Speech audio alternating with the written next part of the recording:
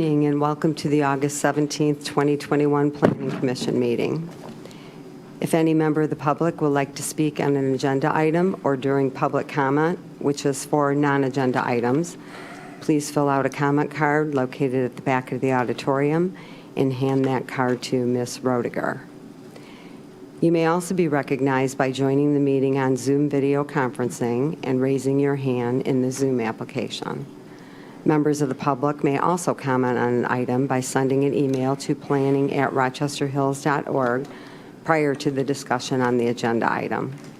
All comments and questions will be limited to 3 minutes per person. All questions will be answered together after every person has had the opportunity to speak on the same agenda item. Ms. McDonald, will you take roll call, please? Yes, Chairperson Bernabek. Here. Vice Chairperson Hooper. Here. Secretary Kaltsunas. Here.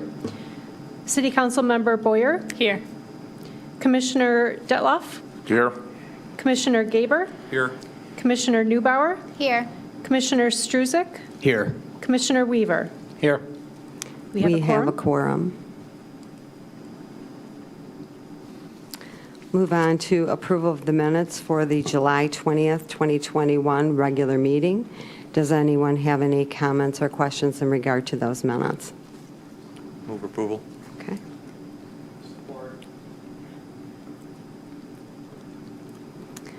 I have a motion by Mr. Hooper, seconded by Mr. Kaltsunas for approval of the meeting minutes.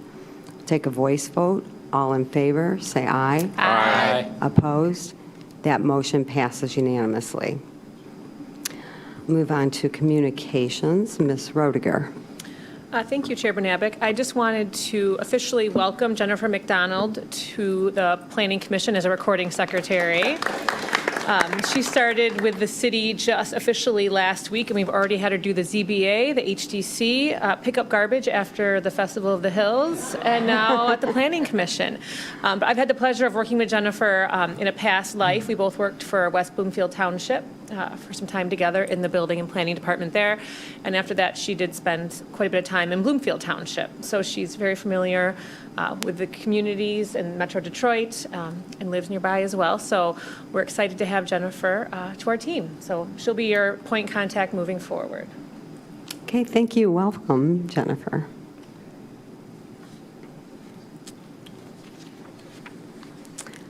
We'll move on to public comment. I do not have any, which is for non-agenda items. I do not have any comment cards turned in. Ms. Roediger, do we have anyone with their hand raised on Zoom? We do not. Okay, and Ms. McDonald, do we have any email communications? No, we do not. Okay, then I will close public comment. Move on to new business. Request for a tree removal permit, City File Number 21-001, for the removal of as many as 1,036 regulated trees for the Priya Living, a new senior independent living development on 13 acres near the northeast corner of Adams and South Boulevard. Zoned R4, one-family residential with an FB1 flexible business overlay.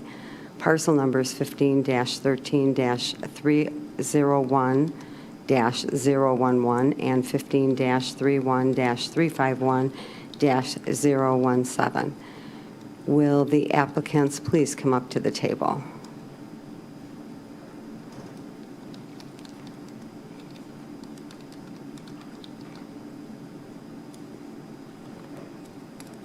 And will you just introduce yourself for the record, please? Press them. Whoops. There you go. Yeah. How's that? Better? Mm-hmm. Yeah. My name is Arun Paul, A-R-U-N, last name Paul. I'm the founder and CEO of Priya Living, 2601 Mission Street, San Francisco, California. Okay. Good evening. I'm Brian Devlin. I'm with Perkins Eastman. We're the architectural firm working with Priya on this project. Okay, and you said Devlin. Devlin, yes, ma'am. Okay. D-E-V-L-I-N. Okay, thank you. Ms. Kapolansky. Thank you and good evening. In this case, the applicant is proposing a structure that's a little bit less than 175,000 square feet. It will be for a 2-story senior living development, and this is on 10 acres at the corner, or near the corner, I should say, of South and Adams Road. The current zoning of the site is R4 with the FB1 overlay. The applicant will be developing under the FB overlay, which does permit multiple family housing. The site is also part of a non-contiguous historic district and does contain a historic stone house that's right over here fronting on Adams. The applicant did appear before the HDC at their August 12th meeting, and at that meeting, the HDC did grant the requested certificate of appropriateness. As permitted in the FB overlay, the applicant is requesting several modifications as follows. These are modifications to ordinance requirements in the FB district. The first is to allow a greater front yard setback along Adams Road and also along South Boulevard. They're also asking for a modification to allow parking in the front yard along South Boulevard. And lastly, for a determination that the proposed fiber cement siding can be used as a primary building material. Alternatively, a modification for deficient primary building materials could be granted. The applicant is otherwise generally in compliance with ordinance requirements. A tree removal permit is required and has been recommended. The applicant has met the minimum preservation percentage and tree replacement requirements. I would like to point out that the access along Adams is intended for emergency use only and will be gated, so primary access, actually the only public access will be along South Boulevard. This evening, the applicant's requesting site plan approval and approval of the tree removal permit. We have Jason Boughton here from engineering to help us with any engineering questions, and Paul Davis is on standby should we get into some traffic questions. That's all. Thank you. So Mr. Paul or Mr. Devlin, whoever would like to proceed with your presentation.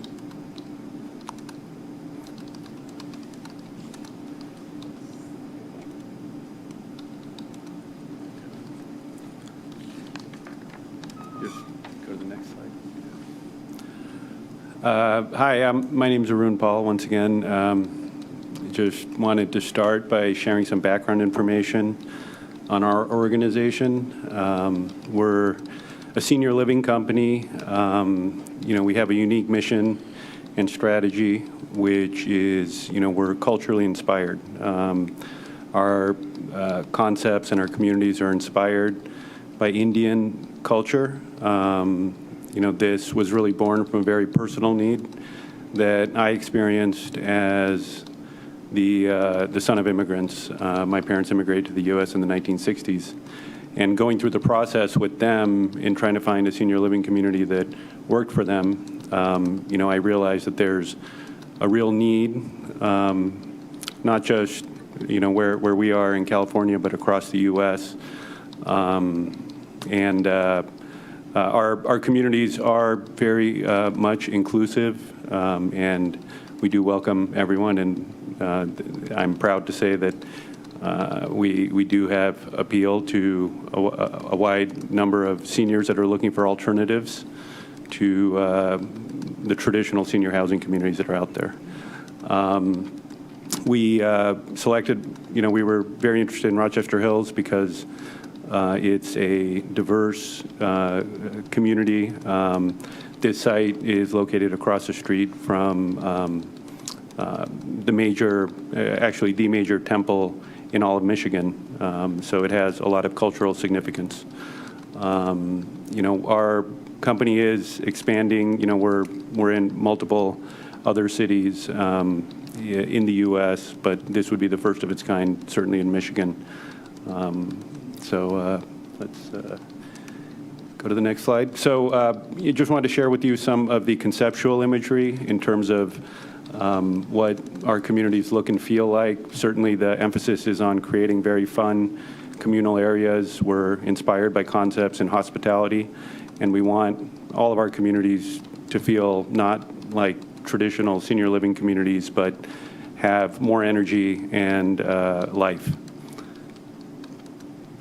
This shows you some of our other conceptual images on spaces, a game room, Bollywood cinema, a music listening room with vinyl records, telehealth stations, games room, libraries. Fitness, health and wellness is a very big part of our concept. This community will include a state-of-the-art cardio fitness center, a yoga studio, and outdoor games.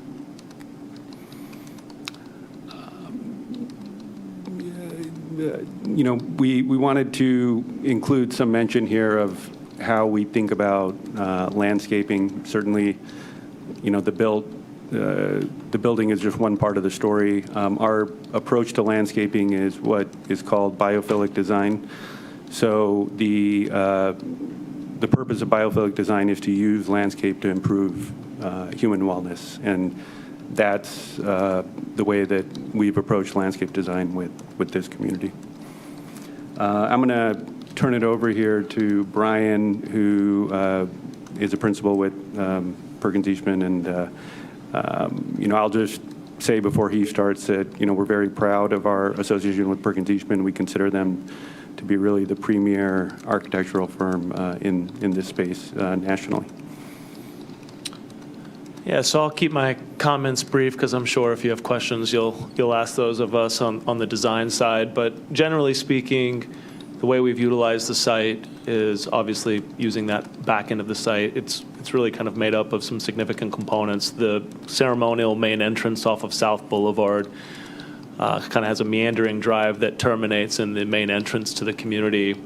And that's where the town center is, and a lot of the spaces that Arun just shared with you as far as some of the common area programs that the residents will have available to them is kind of centered in that main kind of central square.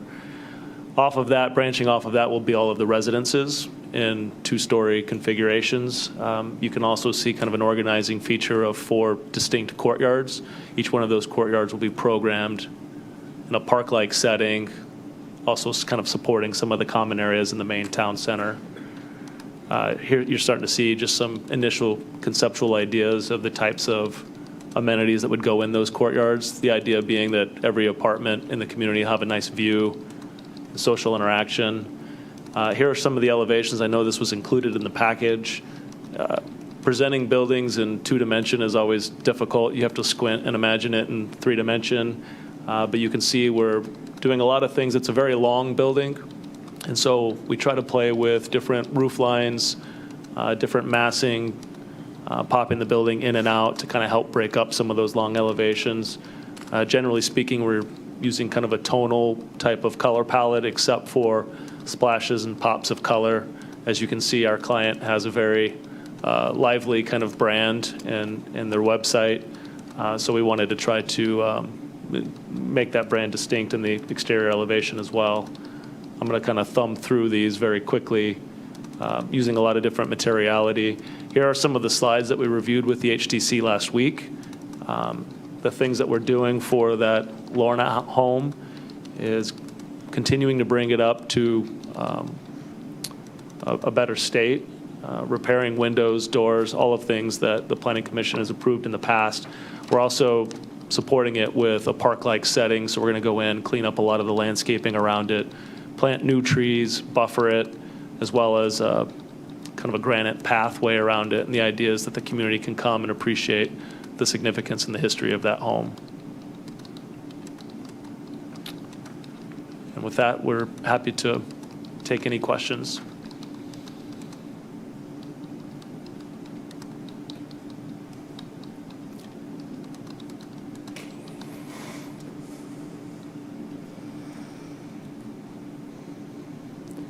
Ms. Neubauer.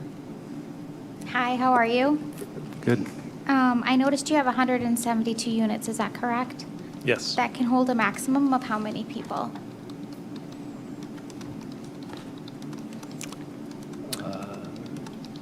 So there's different apartment mixes. So we have a combination of 1 bedrooms up to 2 bedrooms. It's always a little bit of guesswork, kind of figuring out the folks that might move there. Mm-hmm. Oftentimes, you might get perhaps 1.5% or 1.5 of couples. So at 172 apartments, you're going to get a good mix of both singles and couples. Okay, and it's more of a senior living, not a nursing home, correct? That's right. Yeah, sometimes the best way to describe these communities is to describe what they're not, and they are, in fact, not nursing homes. These are still very generally young seniors, still very independent. In the industry, we call it independent living. So they're still, for the most part, young. They travel. They take care of themselves. How many facilities do you have across the country? We have 9. 9, okay. And in the facilities, you were saying that everybody is welcome, correct? Not Right, just. absolutely. So in the 9 facilities, if you had to guesstimate the amount of diversity you have, I know it's a difficult question to answer, but would you? It really depends on the community. We've had some communities that are, close to 50-50. Okay. We've had communities that are 80-20. It just depends. But I think clearly what we've seen is that, there's interest in, and I think it's really a great sign that people are interested in having a different experience, and having a cultural experience that's not available. So yeah, that's something we're, very, very proud of. Okay. Okay, that's all I have right now. Thank you. Okay. Ms. Roediger. Yeah, I do have a hand raised from someone on Zoom from the Center Home. I'm assuming that's from your team. No? You don't think anything from the Center Home? Okay. You want me Okay, to- we'll just. Okay, we'll hold off Just then. wait until I do, until commissioners have time to ask questions. I actually do have a few questions also of my own. I noticed you added the outdoor space to C3 on the plans.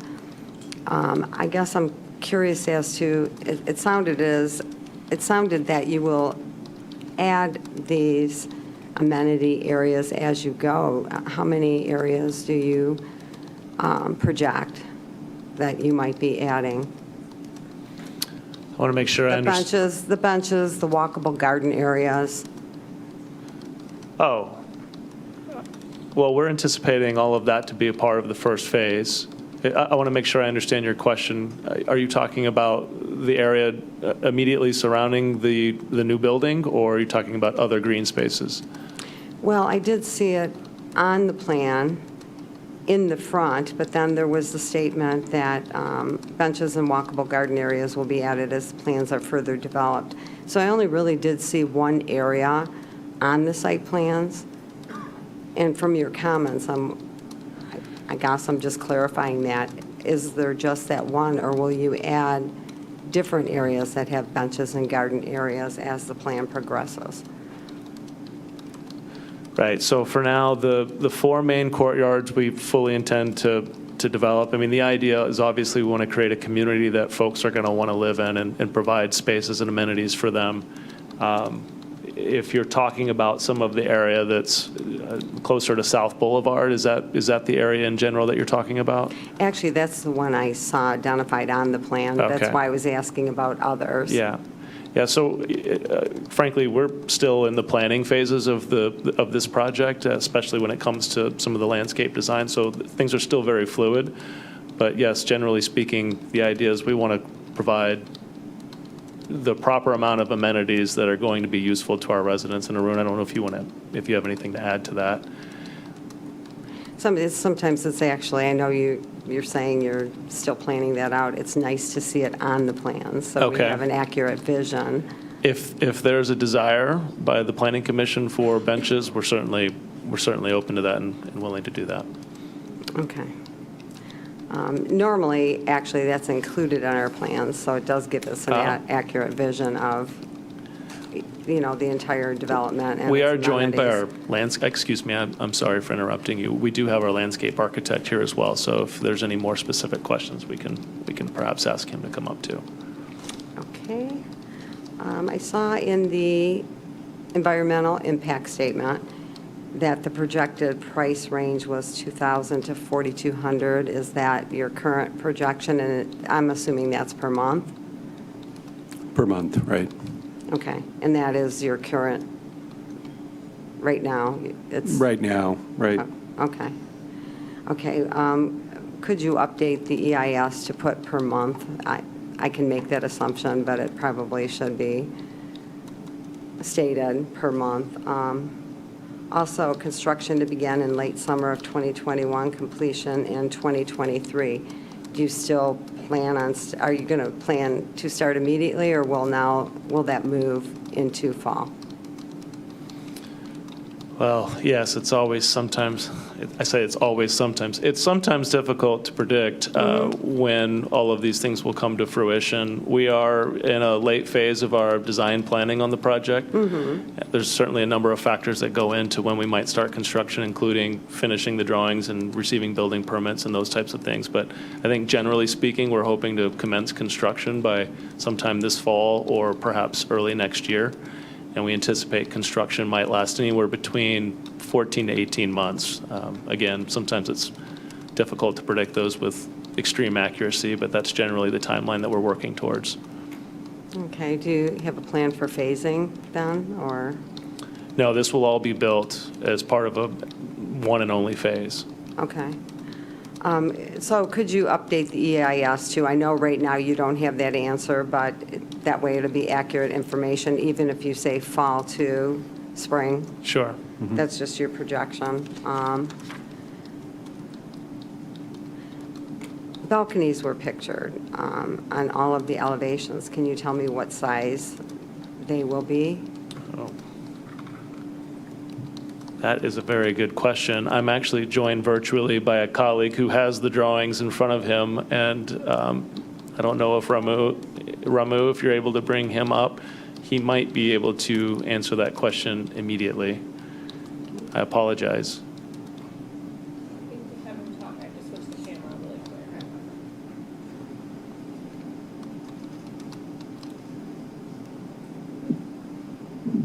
Good afternoon to everybody. Good evening. Are you able to hear me? Yes, we can hear Yes. you. Yeah. Generally about 5 feet by 8 feet on the balconies. Okay. Because of the elevations, some of them are a little different, but that's a rough size, 5 by 6, 5 by 8. I hope that helps. So will they be 5 by 6 or 5 by 8? Well, I'd say it's closer to 5 by 6, and where possible, we'd make it a little bigger, but 5 by 6 is a fair target. they sometimes vary by the apartment type. So obviously, perhaps the larger the apartment might afford a larger patio, but so they kind of range a little bit. Okay. Do you have a dimension on the railings? Height? They're guardrail height, so they have to be 42 inches at a minimum.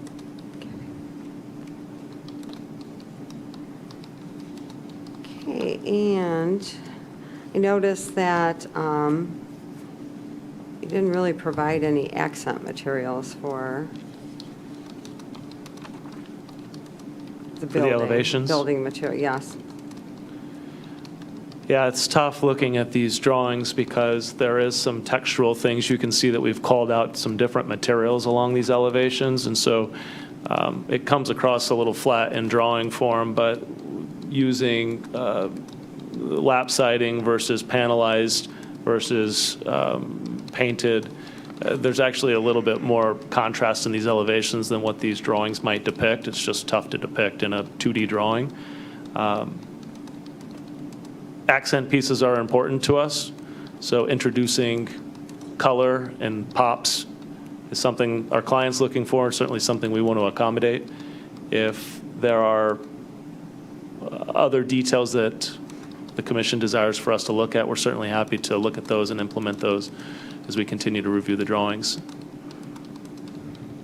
Yeah, I think it might have a nicer appearance, especially for the front facades to provide some accent materials, Sure. whether they're stone or brick, et cetera. Sure. Yeah, sometimes the struggle in these very technical drawings is they also don't give you an indication of landscape planning and foundation planning and trees and those types of things. But yes, we can certainly look at some more accents. Okay, and I wonder, at this point, because we wouldn't have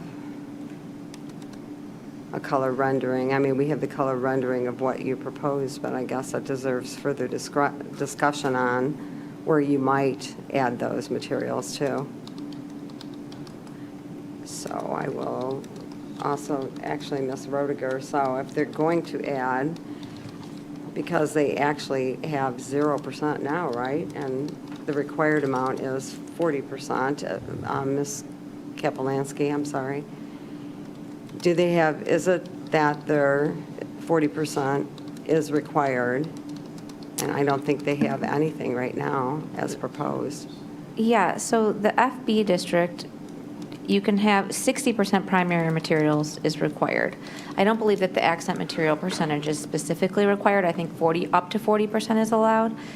So the building materials in the FB district is one of the modifiable standards. Okay. So the commission can choose, as I highlighted in my presentation, to modify the building material percentages and accept the elevations that the applicant has presented.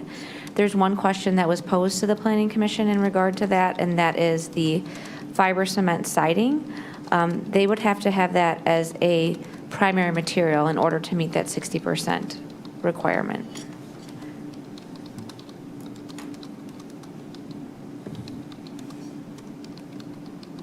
Okay, thank you. Mr. Weaver.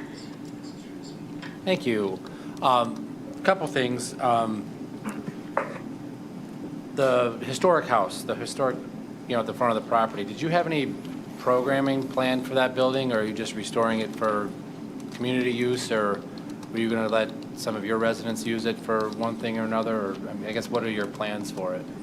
Right. We spent a lot of time thinking about this very issue on how we could use it, and went through a number of ideas. I think ultimately what we feel is we don't want to just put a name on it and not have it be used. Yeah. I mean, I could come and sit here and tell you today it's a community room or a yoga studio, but we actually, on our end, thought long and hard about how are we going to activate that space for that use, right? Okay. And if it's not, we just felt it better for now to leave it intact.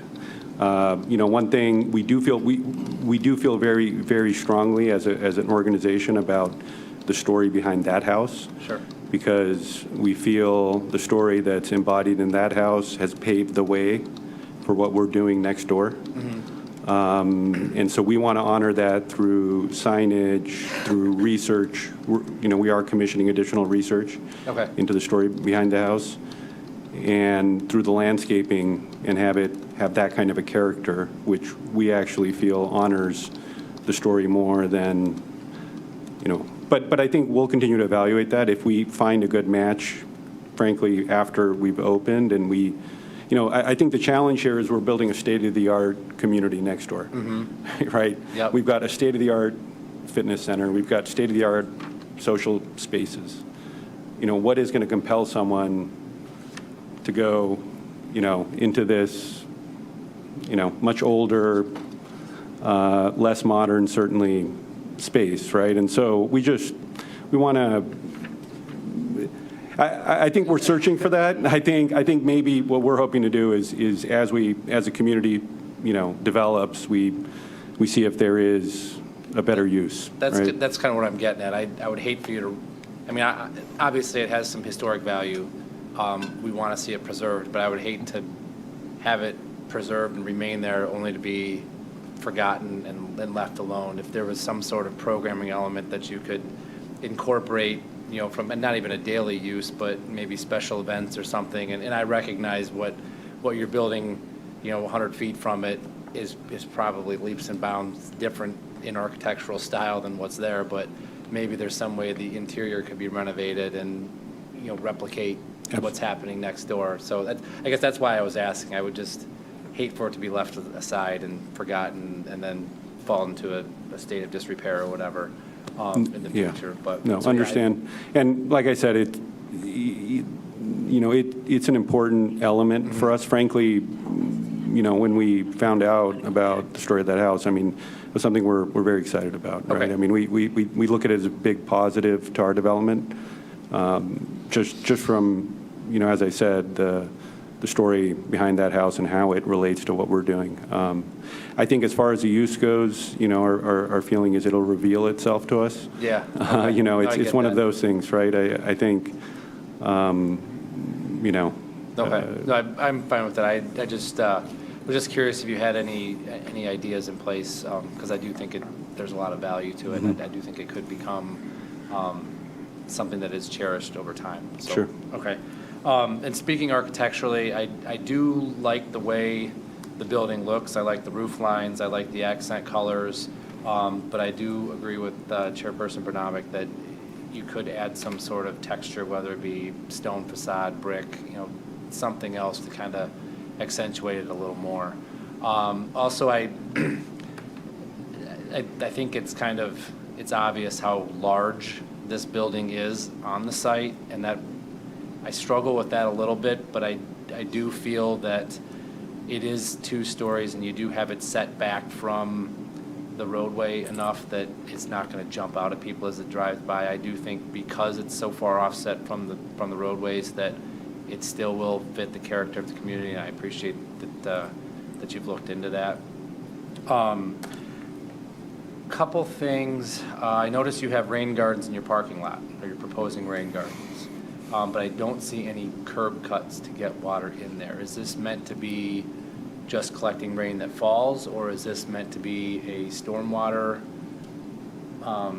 something to help filter stormwater? I'm encouraged that you show it, but I'm just kind of wondering how it's going to operate. Yes, and we are also joined virtually by our civil engineer. Okay. So JR is on the phone. Just give me a moment here. He's coming. Okay. And Noah says he can speak to it too. Okay.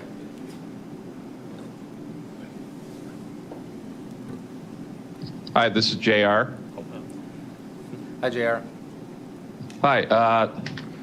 We have catch basins collecting water and sending it into vegetated swales, and in some cases, bioswales. The area that's being developed is detained on site, the 100-year storm for most of the site, and then the northeast corner goes to, or the 25-year storm is detained in the northeast corner. So. Okay.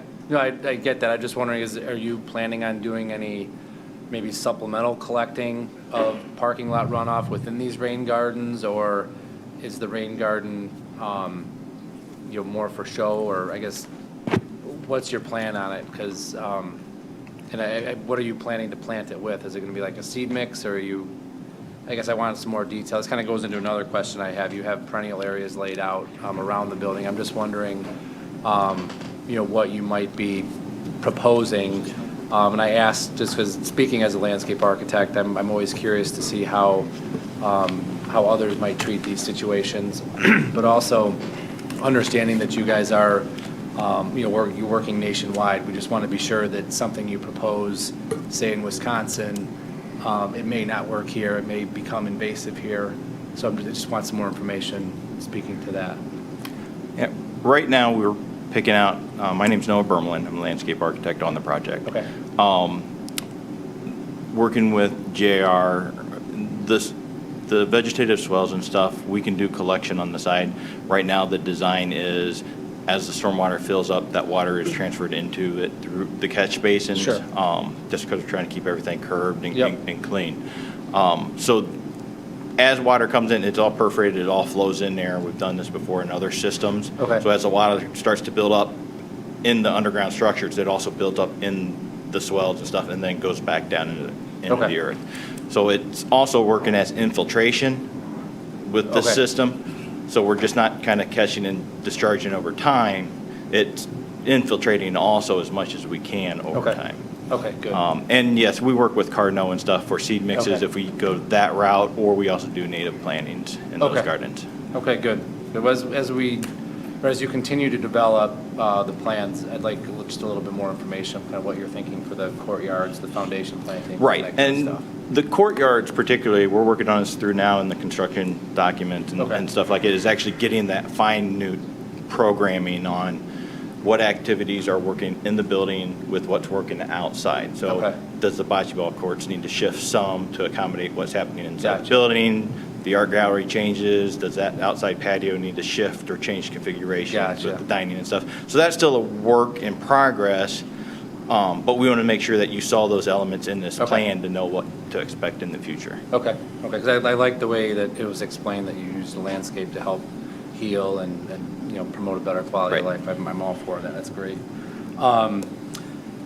Parking, it's a fairly large parking lot shown down there at the south end of the site. Is that, or do you foresee, I mean, this is independent living, do you foresee a lot of residents having their own vehicles and parking in these lots, or is this strictly guest parking? We have a transportation program, so there is a shuttle, a community shuttle, and we have drivers as part of the staff. So car trips are dramatically reduced, and certainly a car-free lifestyle is possible. I mean, that said, people do still, like to have a vehicle, and, People don't want to part with their cars after having them for so but long. certainly parking demand is much lower than, Yeah. a conventional, community. So that parking lot will have resident parking, Okay, and the guest. Okay. And the guest parking, yeah. okay. Could I make a suggestion along the, both sides, both property lines? Could that be more of a consistent evergreen planting, similar to the way you have it around the ring road, around the building? Only because I know those properties are undeveloped right now, but, if a resident comes in there or another similar type facility, if somebody's pulling into those parking spots, lights are going to be shining right into the back of whatever building would be there. So I would just recommend that, around that parking lot, you have consistent evergreen plantings. I think that's all I had. Like I said, I think it's a very interesting and very fun project you have going on here, so I'm anxious to kind of see more information as it evolves. Thank you. Thank you. Mr. Hooper. Thank you, Chairperson Bernabé. A couple questions. Back to the architectural. I guess in my view, it looks very plain. It's just not very attractive. I guess in my view. I look at the south elevation, which is primarily what you're going to see, and that it definitely needs additional significant upgrades as far as masonry, sill treatments. You look at the blank wall of all flush windows and that. I guess in my view, I just don't. It needs some significant upgrades here architecturally to break this up and to show significant investment. I guess it just looks plain pedestrian to me. Yeah.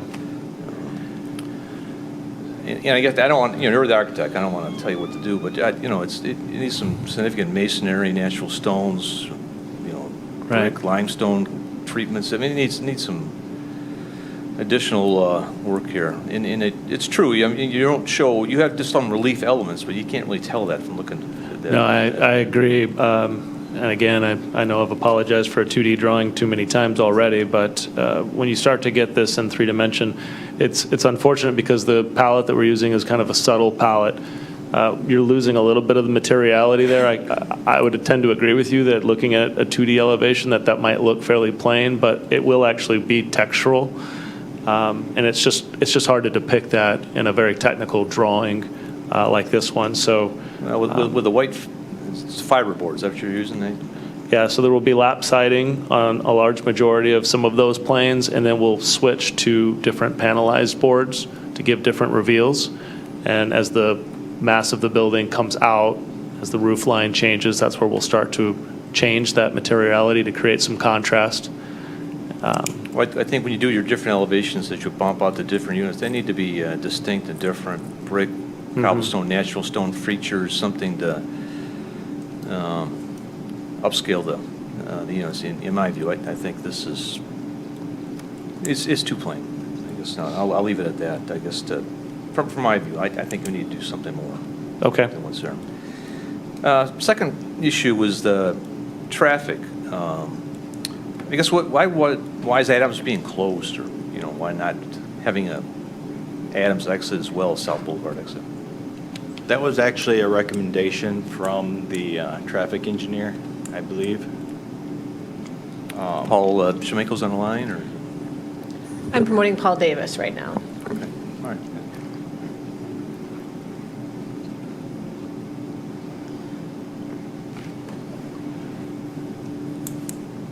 Hi, better yet, it's Paul Davis. There's Good Paul. evening. Paul, number 2. Don't call me number 2. I guess the question Yeah. was, Paul,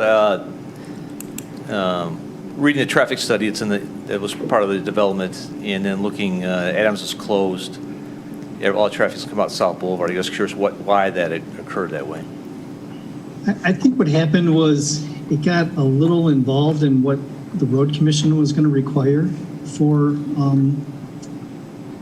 some of the improvements along Adams Road in order to make the driveway work. And I think that with that in mind, the applicant determined to just go to a single South Boulevard entrance instead of also using the Adams Road entrance. For the fire department, they needed to have 2, so they kept that as an emergency one.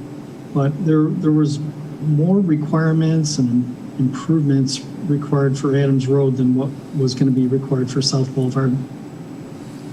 So what improvements are being done on the South Boulevard entrance? An XL decel lane coming into the entrance, not a passing lane, which I think was going to be required for Adams Road. Okay. So reading I'm sure you have read this, but reading the traffic impact study, anticipated having both Adams and South Boulevard open as part of the analysis, I guess, reading it. And then, so for the north driveway, you said a right turn taper is warranted, but no left turn treatment is warranted. And then the south driveway,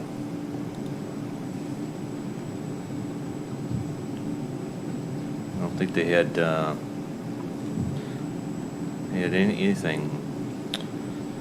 Turn lane warrant analysis of new site did not reveal that no turn treatment is warranted at the south driveway, but at the north one, you have a right turn taper is warranted. So with not opening the north driveway, it's all closed and all the traffic's going to come out the south. Would that change the impact of this analysis on what should be done?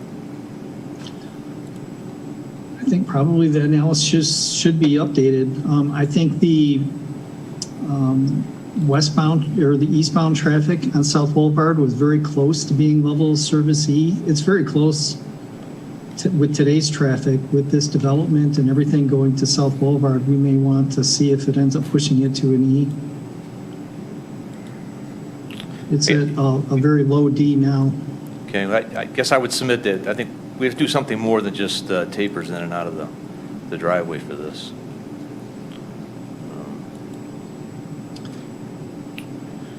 I don't think the road commission's asked for that, but we can have that traffic impact study updated and see if they change their mind. Okay. Okay. All right, thank you. Thank you. Mr. Gaber. Thank you. Good evening, gentlemen. I'll echo a lot of the sentiments that my colleagues have raised. I like the concept, what you're trying to accomplish here. Obviously, it's very intriguing. It's something that would certainly add a very interesting element to our community that's certainly not here because it is so unique. I do have a couple follow-up questions. Now, you said that this whole facility is independent living. You don't have any assisted living? Right. Okay. Right. So if it's independent living, just to get to parking again, I have a question about that. So basically, I think the number was 172, was it 172 units? Yes, sir. So 172 units and 1.5 per unit, it's like 250 people, roughly? give or take. Right. How many employees do you have on site at any one time? 15. 15, that's it? Okay. Okay. And then, so you feel with your need with the active adults in this community who will have vehicles, and then the capacity to meet your parking, and then, obviously guest parking, that the 192 spaces are going to be more than enough to satisfy your needs? Yes, yes. Okay. Okay, I just want to explore that a little bit more. I do agree And with... just to elaborate on that, I mean, we do have a fair number of residents that don't have any vehicles, and many of the couples will have one vehicle, right? So, Sure. I mean, that's where you get much lower, parking demand and traffic, generation, yeah. That makes sense. I do agree with some of the concerns that Mr. Hooper raised about Adams Road. Having roads that are blocked off is really, somewhat disfavored. I understand the rationale. I don't understand exactly what the needs would be on Adams Road and why that is not palatable to the development. Because you do have, obviously the house there. Isn't the house visible from Adams Road? I believe it is now. Yes. And I would assume it would stay that way. Yes. Okay. So I would suggest we look at that again to see if we can open that up and have two ingress-egress points to alleviate maybe some of rush hour traffic on one road versus the other. I think that's worth looking at with, maybe as Mr. Davis said, an update on the traffic impact study. Relative to the historic house, I recognize the fact that you don't have any, intentions for it now. You want to find a use that's right for your community, and that may take some time. I mean, that may not happen until, a couple of years after you're up and going, until you figure out what the right use is of that house. Are you planning on doing, though, upfront, any deferred maintenance on the exterior or any improvements on the interior? Yes, absolutely. I mean, do you want to? Generally speaking, we're going to be replacing all of the windows and doors, doing some tuck pointing there. Some repairs have already been initiated on the home, but the idea is we want to have it look really nice from the exterior and create this park-like setting around it. As far as interior goes, I think, to Arun's point earlier, the right use for that building is going to at some point make itself known, and perhaps sometimes it's after the community has been developed and occupied and you start to get a feel for what the residents might like, what might accentuate the experience. And so I think at that time there could be conversations about renovating the interior of it. Okay, so your intention right now is just to basically preserve the interior as is, maintain it that way until you make that determination of what you're going to use it for. Okay. The other issue, obviously, that's been raised that is probably the biggest issue that I see would be the elevations and the exterior facade and the materials. From a legal perspective, I'm not in favor of essentially, making a determination that, the cement fiberboard could be a primary material. I don't want to do that from a precedent-setting standpoint, so I don't think that's the way to go. Looking at the numbers, the ratio, I think back a couple months ago, we had another senior living facility in front of us on Walton. And, the elevations and breaking up the facade and them being able to meet their ratios as well with the materials proposed was one of the main issues that we spent some time on. And I think what we came away with respect to that one is, we came away with some compromise. We didn't require them to meet the ordinance requirements specifically in terms of masonry, but we compromised with them so they got, pretty close. And we had them put some, some stone, basically vertical stone elements to break up their facades, which was, one of the issues I think that they share with your design. So if something like that can be proposed, I think we'd certainly be willing to look at it and potentially compromise on that ratio. I would suggest, as Mr. Hooper mentioned, that you may want to look at the windows too in terms of sills, treatments, awnings, something like that, because they look they're all uniform. There's no real, or at least, let me put it this way. From looking at these elevations, I can't discern any distinctions between these windows. They all look, somewhat plain, and they all look uniform. So I would echo my colleagues' comments with respect to the elevations and the materials and seeing what we can do to enhance what is proposed currently. But otherwise, I think it's a well-thought-out project, well laid out, and I think you would be a great asset to our community. So thank you. Thank you. Yeah, regarding the elevations, I certainly appreciate everyone's honest feedback on them. The windows that are typical, that are uniform, are all into residential apartments. One of the things that we purposefully try to focus on is providing very large windows, because it helps with the natural light that comes into an apartment, makes the apartment feel larger.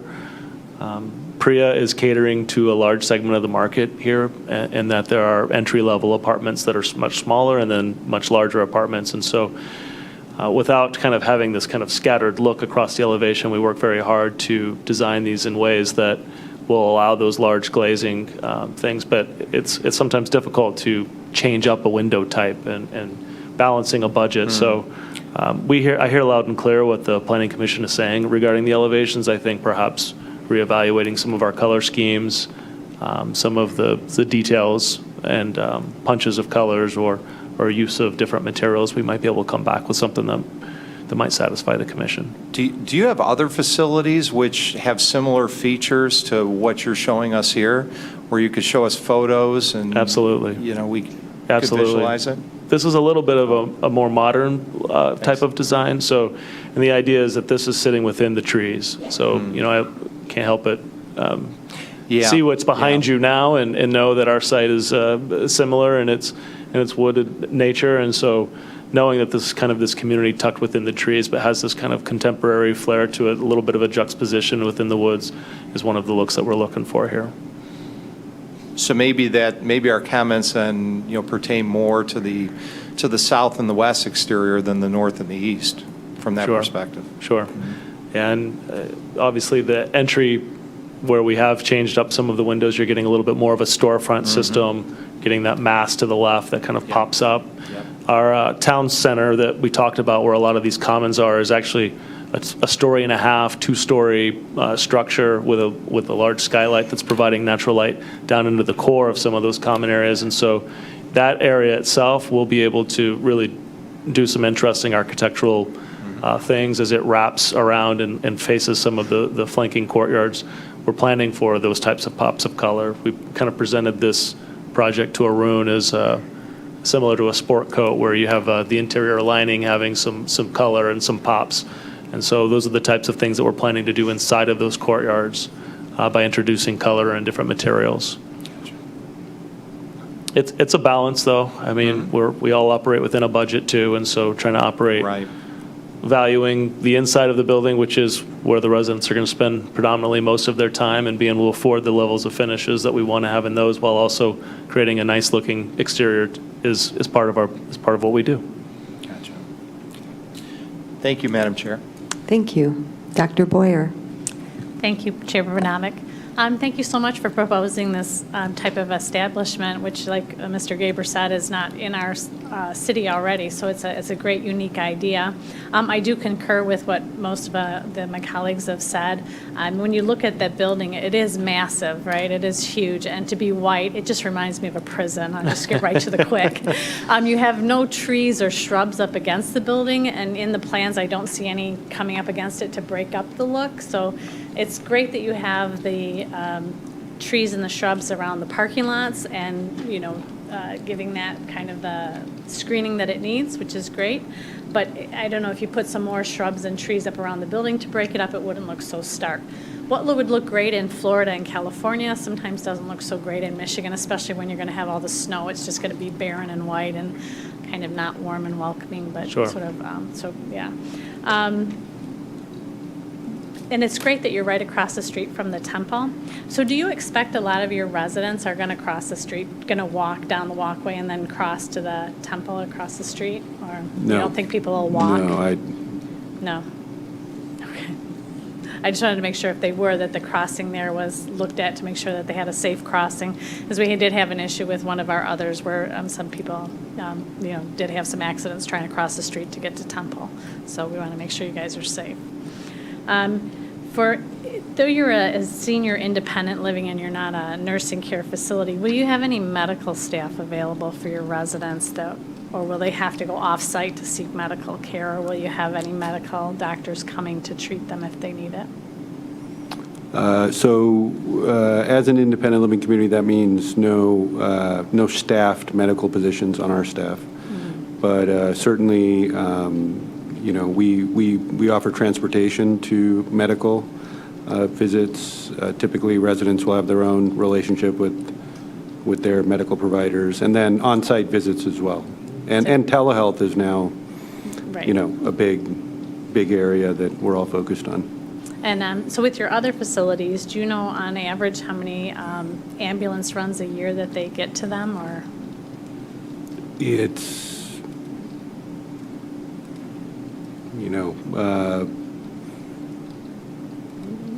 maybe 2 or 3 a year type. Really low like that, Yeah. but not very much? Thank you. Our residents tend to be younger. These are typically our average age is early 70s, which compares to, it's probably 10 to 12 years younger than But most it's other. it's an over 55 Yeah, facility, so absolutely. anybody Absolutely. over 55 can be in Absolutely. it. Okay, It's great. just that we think we've created a place people actually want to come live, so it's not a have to come live, so that's what we're seeing in terms of earlier, getting people to move in at earlier ages. Got it, all right. And then for the gate on Adams, is the gate right by the sidewalk? And I didn't see a picture of what the gate looks like. Is it something nice and ornate to look at as people go down Adams Road, or is it just a breakaway gate that the ambulance or the fire trucks will get through if they need to? Yeah, I think that's yet to be determined. Keeping in mind that we are still very much in the design process now, so we can look at that. We can incorporate whatever it is that's going to be required there. We don't want it to detract from what we're trying to create around that historic home. Right. So it will be some balance of that. But knowing that it's primarily for emergency vehicle access, I don't know how ornate it necessarily will be, but Aesthetically pleasing, let's put it that way. Exactly. Aesthetically pleasing and not like the, That's correct. the red and white striped, That's right. guard kind of thing. Yeah. Yes, ma'am. All right, thank you, that's all I have. Thank you. I guess I'd like to, I have a further question. Dr. Boyer asked you if you speculated that you would have anyone walking from this facility. How far away is the temple? It's, yeah. I mean, from front door to front door, is that? Well, I guess if a resident decided to walk. Right. Chairperson facility. Bernabic, if Sarah could pull up my screen, I have the Google map that shows where it is. Okay, thank you. Yep, here's the temple right here. And then the facility would be located on this T-shaped parcel, 2 parcels here. Okay, so it's... It's across Okay, the so street, it's but not that far. We would prefer they don't walk, so we would give them a ride. Okay, because you have transportation, Right, but I guess right. I'm questioning that because I was thinking it wasn't that far, so I'm glad, thank you for the clarity. It is right across the street. And like I said, although you answered with confidence. I was like, it's not that far, and you do have independent, it is independent living where people are perfectly capable of taking a walk, and many people actually prefer the walk for exercise. And I guess I'm questioning it further because Dr. Boyer has a valid point. If you do have people that decide to walk, it would be worth looking at updating the crossing so we know that there's safety there.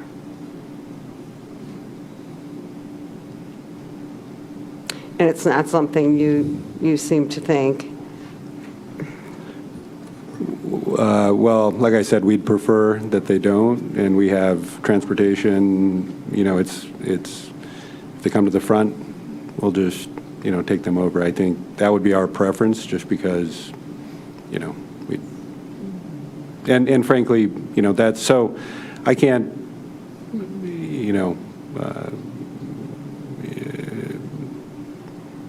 I can't say it'll never happen, but I mean, that's why we have a transportation program.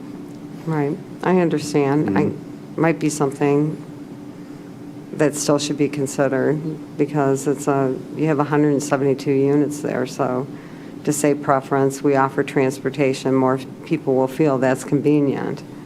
Well, that doesn't mean you won't have people that decide to be walkers. So Okay. something to think about. Okay. Mr. Kalsunas. Thank you, Chairperson Brnabic. I guess on the subject of walking across the street, your driveways are literally connected across. And I'm familiar with, say, herding the Greek community and through a church and this and that, and I could see everybody want to walk across the street when it's a good day. And that's an extra layer of sort of concern. Now, this gets into the streets and crossings and all that other stuff that's sort of out, in a way, I don't know if it's in our jurisdiction or out of our jurisdiction, but it's definitely, it's a concern that's out there for your residents. Because I will see them crossing the street, and I don't know how the sight lines are in that area per se.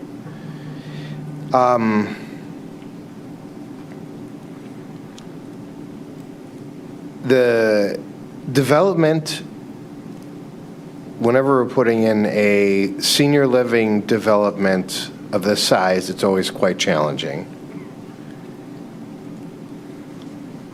One of the benefits that you have in this location is that you're surrounded by them. And there's houses around you. But unfortunately, they're not the norm. They're sort of the exception. But we still need to make sure, as was mentioned before, we supply enough landscaping in order to screen your headlamps from the backs of their houses. I think we talked about that in the making some changes to the landscaping plan. Typically in these meetings, we're usually fighting the issue, is this the great place to put this development or not? And I think that's usually the hardest hurdle to get past, and we're past it, and we're really more on renderings. So we're a little bit farther along, which is a good thing. Yeah. But put back your renderings that you had on the other page. Scroll down. One more up. That's the horrifying picture to me. I guess, and again, if you're coming to us to ask for an exception for the fiberboard, which is outside of our ordinances, as Mr. Gaber said, that is a precedent that we don't want to move forward with. And I agree with him. I have always had the sayings of citing monsters, so we call that around here. And Mr. Hooper calls them barracks. And I think you're really on the barracks on this one, where there's no colors and this and that. And again, it might be facing one direction versus another, but it's just, you're in front of the Planning Commission today, and I don't know what it looks like. And that's my concern, and I think that's the concern of a lot of the commissioners around us. Again, there's the finish, there's the start and the finish. We got over, this is a good place to put this type of development. That's like here, but now we're like here. I'm trying to work through those issues, but it's making a bit of a moving finish line until we sort of get a settlement on that, because I don't know what I'm looking at. Sure. I did look at some of the, excellent website, by the way. So I did look at some of your other developments in California. And they're, as Dr. Boyer mentioned, they're California. And again, here there's a little bit of different style, there's a little bit different splash, there's different features that you could put in instead of, the different textures of white. There's plenty of examples around the city of new, modern, and different that we could go with. I just don't see it in this right now. Textures, colors, again, wintertime, when this area, the snow falls, it's going to look white. It's going to look washed out. I heard that comment before, and that really struck a bell with me. I can't think of a building like this with these colors in the city right now, let alone in the area. So I think that's one of the challenges, an easy one, that we could sort out and then go from there. And then we still have a lot more people that want to talk today about different things, but I think a lot of the, I don't know if this will be one for, we still have people to hear if this will be one for another day, but, the update of the EIS as discussed, the landscape plan being updated, and then update the traffic impact statement to utilize, to understand what closing Adams Road it means to us. Those are sort of right now the three things we're looking at, but it's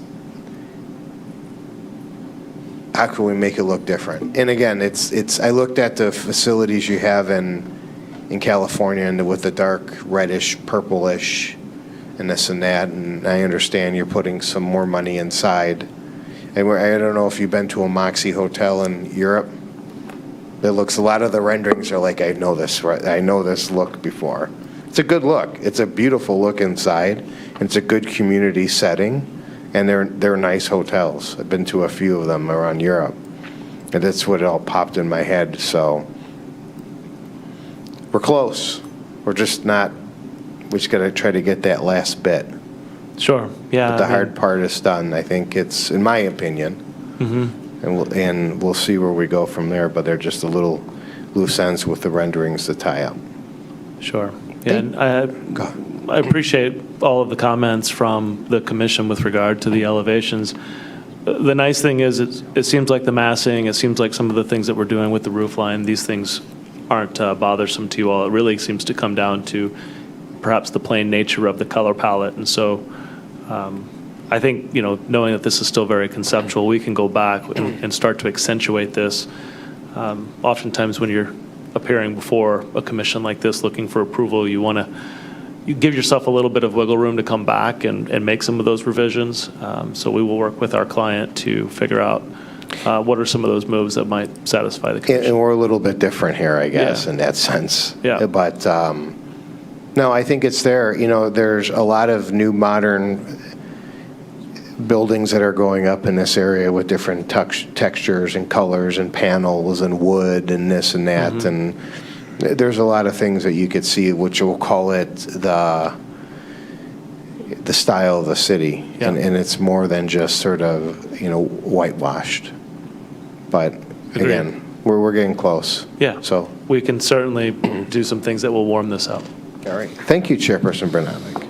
Thank you. Mr. Struzek. Thank you, Chairperson Brnabek. I want to start off, senior housing is extremely important in this community. There is a need for it, and there is an increasing need. I feel there will be a demand for the unique features that you're offering in this development. I agree with the comments about the development looking very plain, particularly from the south-facing side. I agree with balancing out the green features, particularly along the southern parking lot. Right now, there's not a lot there, but with the way that it's zoned and what it could be in the future, I think that will be important. I would prefer a functioning Adams Road entrance. A lot of time, with a development this big, there's a lot of opportunity for when folks are leaving it that if they know what direction they're going, they might use one exit or the other exit, and same thing with where they're coming from, one entrance or another. And then I also have some concerns, especially with it being a senior living facility, with ambulances coming in and the type of emergency entrance we put on Adams Road. So if it is only for emergency vehicles, that it be the kind of entrance that an ambulance could enter at any time, not the kind that a fire truck needs to blast through, and do damage to the gate. We've got a few of those in this community. So we have a nearby fire station, Station 3, but this is a very busy corner for the fire department, especially with medical runs, and an ambulance might not be available.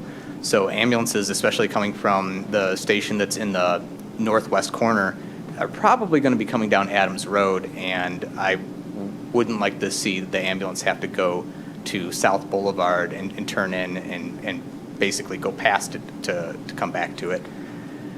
And I also echo the concerns of having a crossing over South Boulevard for folks that might want to walk to the temple. Thank you, Chairperson Brnabic. Thank you.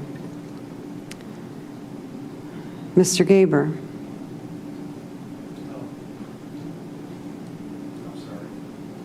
Okay, you're all right. Ms. Neubauer. I was just looking at the parking, and I know that you're in compliance, but I was just trying to do a little bit of math, and am I correct that you have 194 spaces? Correct. Okay. So if none of the two-bedroom residents had a car other than only one car, and the remaining residents each had a car, and your 15 employees have a car, that's 187 used parking spots. So for this, that means for the community, that would only allow for 5 visitors at a time, or if you had additional staff, or if any of the two-bedroom residents had, which you have 70 of those units, had more than one car. So I know you're in compliance, but for the sake of the community, I would try to reevaluate the parking situation. Because since it isn't a nursing home and it is an independent living, I'm assuming that people who have a 2-bedroom apartment, it's likely that they would have 2 cars. We also have 30 to 40% of residents that have 0, right? So there's a mix. You have some residents without cars who, again, we have a transportation program, so that's... But you have 30 to 40% in California with no cars, correct? Michigan is a little bit different because, our community is a little bit different. And I hate to sound like, oh, that's California, but it's... I think what I would say is... Our weather is different. Not everybody walks all year. Even if you have a transportation, even if you have a bus or a smart bus or you offer that, it doesn't necessarily go because these are more active people. Your bus might not go to where they need to go. So just asking to reevaluate it or to look at it. Sure. No, I understand. I would say a lot of residents are looking for a car-free lifestyle, right? So that's happening not just at our communities in California, it's happening at senior living communities all across the U.S., right? So, I work a lot with senior living communities, so I'm very familiar and I know what you're saying. I'm just saying that given the best case scenario, that none of your 2-bedroom people have more than one car, even if that you offer the transportation. I'm just saying on your best day, and you reduce all of your 2 bedrooms so that would be a 70% reduction in cars. That's already 187. Let's say somebody wants to have visitors. The difference in what the senior living community and the ones that were from, the nursing homes or whatever, is that you did say these are active, vibrant people who are looking at a different place to live. I mean, I looked at your website. The interior rooms look amazing. Everything you offer look great. I think it's going to be a huge contribution to the community. I'm also from a family of immigrants, so I love that there's something that taps into a community so that people don't feel like they left something behind and were never able to get it back again. I understand that. I'm just saying that I would just ask that you try to see if there's anything we can do, though you are in compliance, I totally get that, to add additional parking, just so that independence is not taken away from an independent community. That's all I have. Okay. Thank you. Thank you. Mr. Detloff. Thank you, Madam Chair. First of all, I want to commend you for saying when you said the ages of the residents and you referred to as early 70s as younger, so thank you for saying that, okay? So, second is a great project. I think this is, I'm sure once other communities see what you're doing here, they'll be clamoring to have something like this in their communities and that. So thank you for bringing it to Rochester Hills. On the historical house, could we get your reassurance that whatever renovations that will be made will follow Secretary of Interior guidelines? What are, sorry? Well, from a which historical guidelines? standpoint, there are okay. specifics when it comes to any kind of renovation work and things like that. So if you haven't looked at those or explored that, I would encourage you to do so on that. Because I think it's, it's kind of a neat amenity to have there. Also, the amenities that you do have on site, I think, are outstanding in that. Regarding your, the price points and that, so a senior on a fixed income who would like to rent, one of the apartments in that, are there any kind of rent subsidies, that, through any state or federal agencies that you'll work with? No, these are all private pay. Okay. So, all right. So, and the 2,000 will be like the low point, so to speak, the lowest rent going in. Is this the first one you're doing in the Midwest, or do you have any other of these? First in the Midwest. Okay, so mainly everything is out west. So, as was referenced, climate-wise and things like that.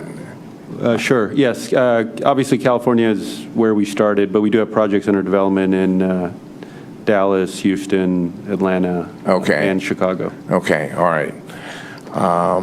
Yeah, Chicago would obviously be the closest to us. Yeah, this one would be first, so first in the Midwest. Okay, all right.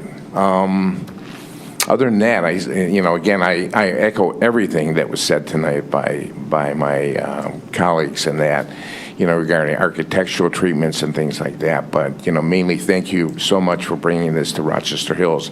I think it's going to be, just a great, classy project. And as Mr. Kilsuna says, we're really close on this. So thank you again. Okay, I appreciate that. Thank you. Thank you. Mr. Gaber. Yes, I hit it intentionally that time. Thank you.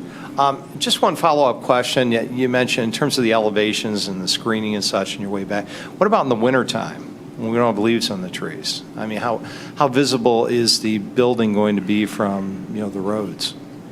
I don't have an answer to that. I could research it. But anyway, I just want you to keep that in mind when you talk about the elevations and the facades and, the way they look to the outside world that could certainly be a consideration. Because as you know, we certainly have long winters here. Sure. Thanks. No, thank you for the comment.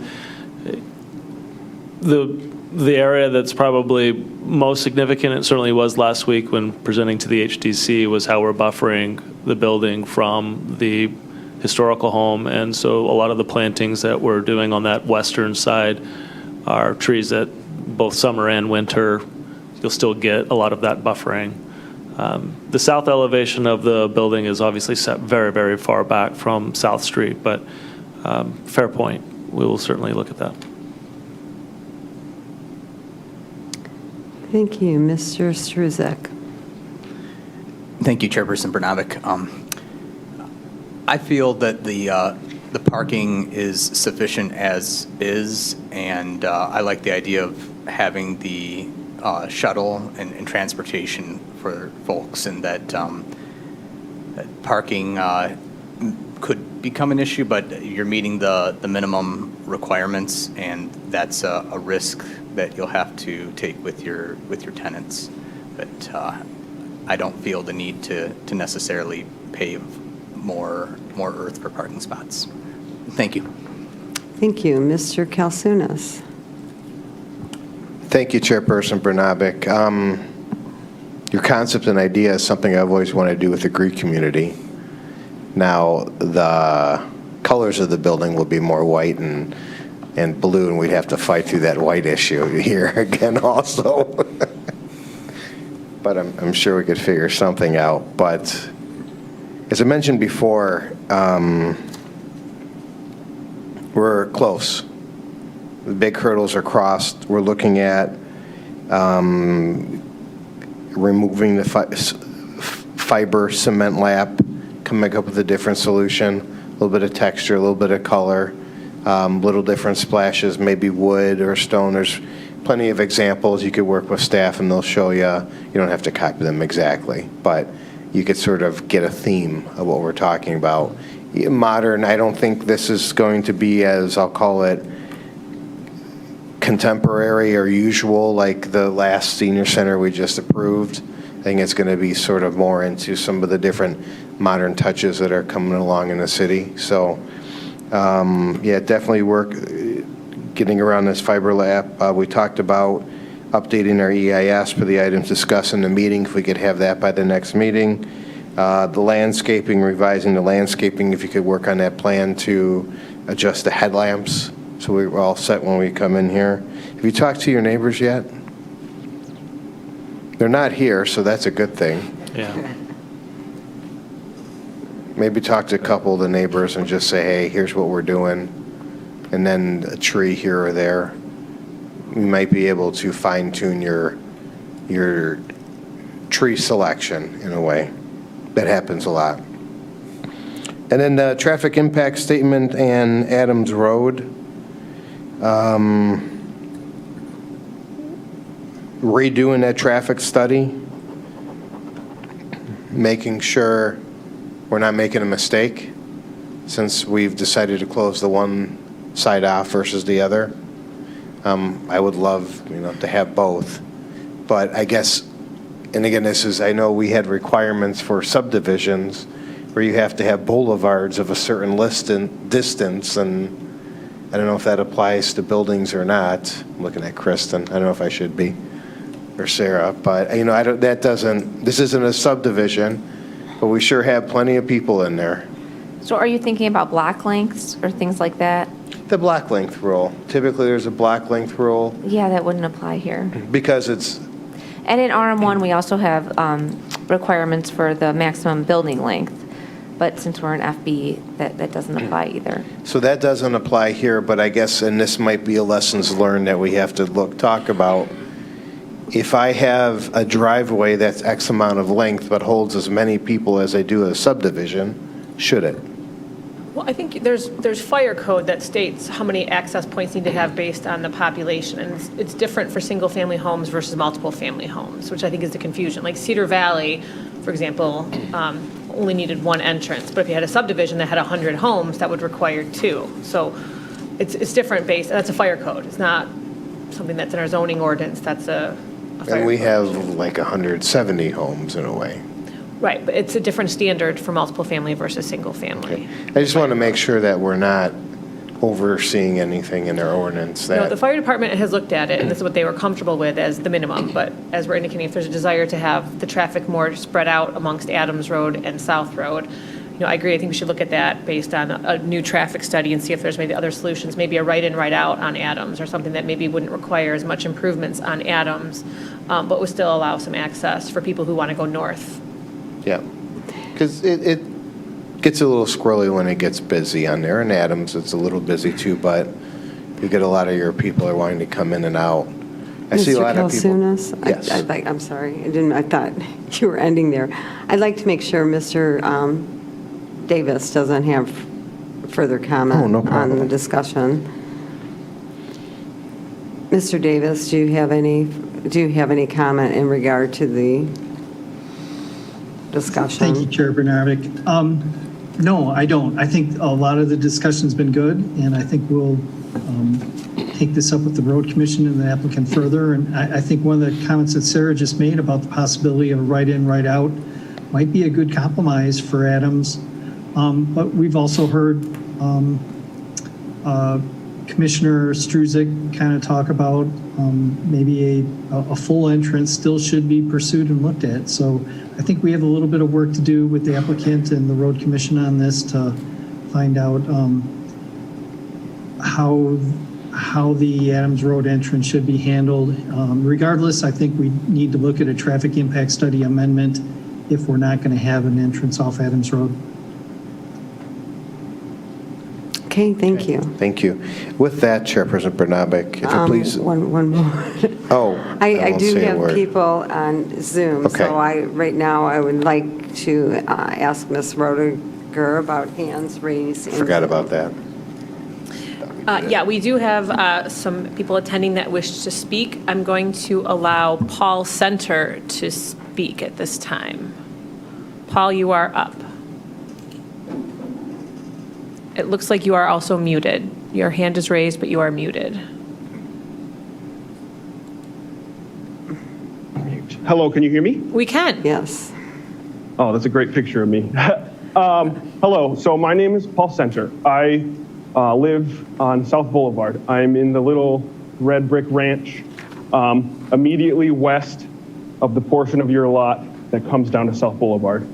I bought the house about 4 years and change ago. Married my wife, Carmel. She's on the line as well from home 2 years ago. And I don't want to take up everyone's time. There's, some concerns and things I would like to mention.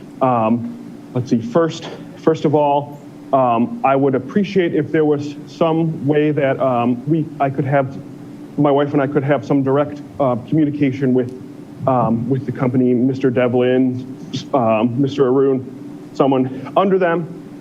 So I don't know if that's something we could figure out right now or a way that we can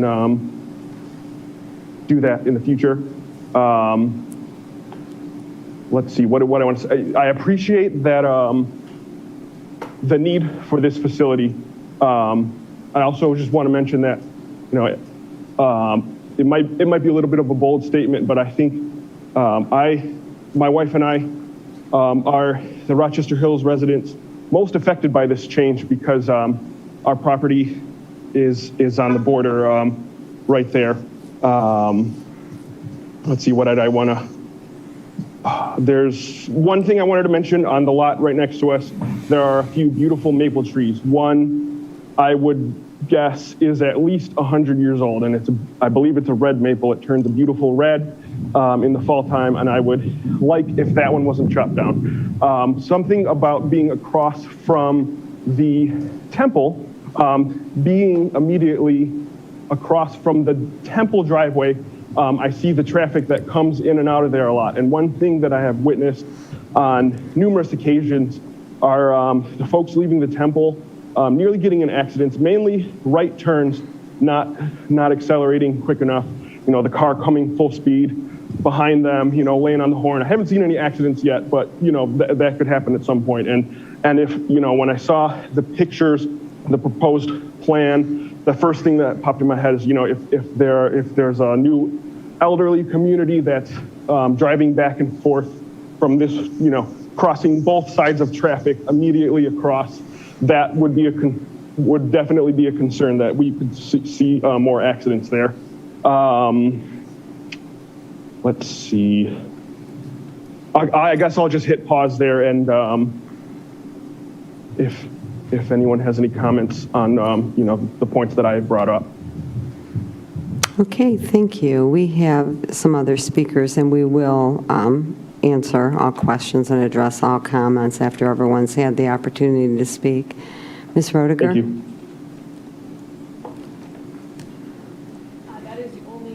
That is the only hand raised I have on the Zoom call at this point. Oh, okay. I thought there was more, so I guess This is we the can. only current hand. Okay.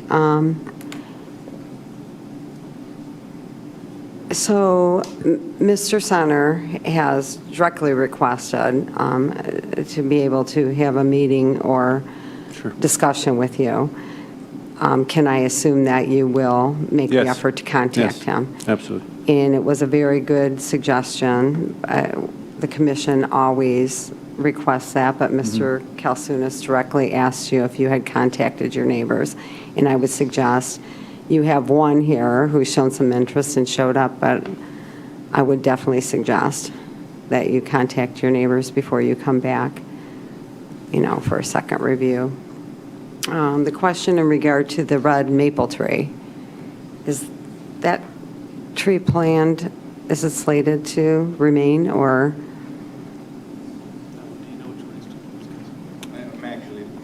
Ms. Kapelansky, do you have any idea on that? I guess I don't have it I'm looking in at front the of me. tree removal right Okay, now. all righty. But my guess is because of that drive and the required water main that needs to come out, there's a good chance if it's in the middle of that lot, it needs to come out for the road.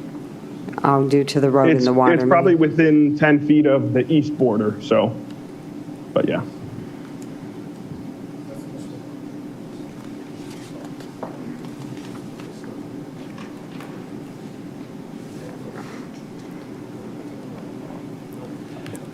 Yeah, I'm not sure we know exactly which tree, but we'll look at this closer for sure. Okay, he was just stating it was a large red maple tree that's about 10 foot from the corner. I see a large sugar maple on the southwest corner of the property that's proposed to be preserved, and a spruce on the east side, but I don't see a red maple. I'm not an expert on the subspecies of maple trees, but I do know that it just turns a big bright red. And there are 3 maple trees. 2 of them are closer to the road. The one I'm talking about is further from the road, and it's further to the east, within about 10 feet of the eastern border of that section of the lot. Okay. Okay, and I'm sure this can be worked out before you come back too. I just didn't know if you had, for some reason, if you knew that off the top of your head. I guess I could have assumed you didn't, but, okay. And thank you, Mr. Center, for coming and participating and asking your questions, and the applicant has agreed to contact you directly. All righty, Mr. Kalsunas, I will turn this back over to you. Thank you, Chairperson Brnabic. I guess there was just only one, I'm sorry. Okay. I turned it back over, but you're going through the list, and No, that's think fine. The only thing I wanted to mention was, since you're going through the list of what you'd like to see. It forgot my mind that we didn't have our public hearing, so that's. Okay. So if it pleases the chair and Sarah, because she jumped on me faster, I'd like to make a motion to postpone. I think we had a good discussion what items we need to work on, and we're getting close. We just got to get certain things on paper, work on the renderings, colors, this and that, however you want to do it, and then we'll go from there. So. And gentlemen, too, I'd also like the courtyards and the benches, et cetera, included, some sort of visual, some sort of identification on the site plan or a color rendering on where you're proposing to have those. I mean, you're at a stage right now, but by the time you come back, you really should be able Yes, to ma'am. identify those areas. And do you have any further questions for the commission?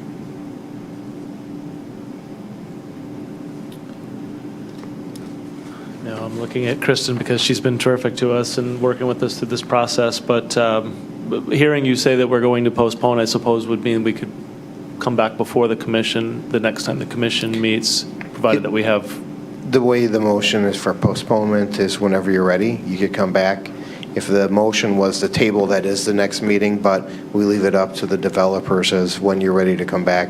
We recently did this to their other senior living center, I think it was, and they came back right at the next day, the next meeting. So it's to your preference. Ms. Kapelinski, as far as meeting schedule, if the applicant was ready for September 21st, is that likely they'd be able to be scheduled at that next meeting? Yeah, right now, we have one site plan along with a conditional use scheduled, and then we have a much smaller conditional use request scheduled. So I think there would be some space to accommodate them on the meeting if they were able to turn around their plans. It is a first come, first serve, and we do have other projects that are hanging out there that we're waiting for plan resubmittals on. Gentlemen, did you hear Ms. Kapelinski's comment in regard to? Sorry. Yeah, and just to kind of summarize for you guys, we can touch base tomorrow on a little bit more specific schedule. There is room on the next meeting right now, but what I was saying to Chair Bernabic is that we do have other projects that could resubmit it at any time that are also waiting to get on a future meeting. So we can touch base tomorrow, though, on a little bit more directly on dates. Okay. Thank you very much, and look forward to seeing you. Excuse me? Oh, vote on the postponement. Okay, yes. Oh, yes, do it. Well, I'm assuming. Okay. Do I have a second on Mr. Kalsunis's motion to postpone? Okay, that is seconded by Mr. Hooper. So we have a motion by Mr. Kalsunis to postpone, a second by Mr. Hooper. We'll take a voice vote. All in favor, say aye. Aye. Opposed? That motion passes unanimously. So we do look forward to seeing you whenever it will be, if you can be ready by the September meeting. But as Ms. Kapelinski did mention, there are already a couple things scheduled on that meeting, and it is first come, first serve. So just depends on your timeline and when you're comfortable with coming back, because you wouldn't want to have, I mean, I can assume that when you come back, you're looking for an approval. So I wouldn't want you to rush to where it's inadequate either, so. Okay, thank you. Thank you. Thank you. Thank you.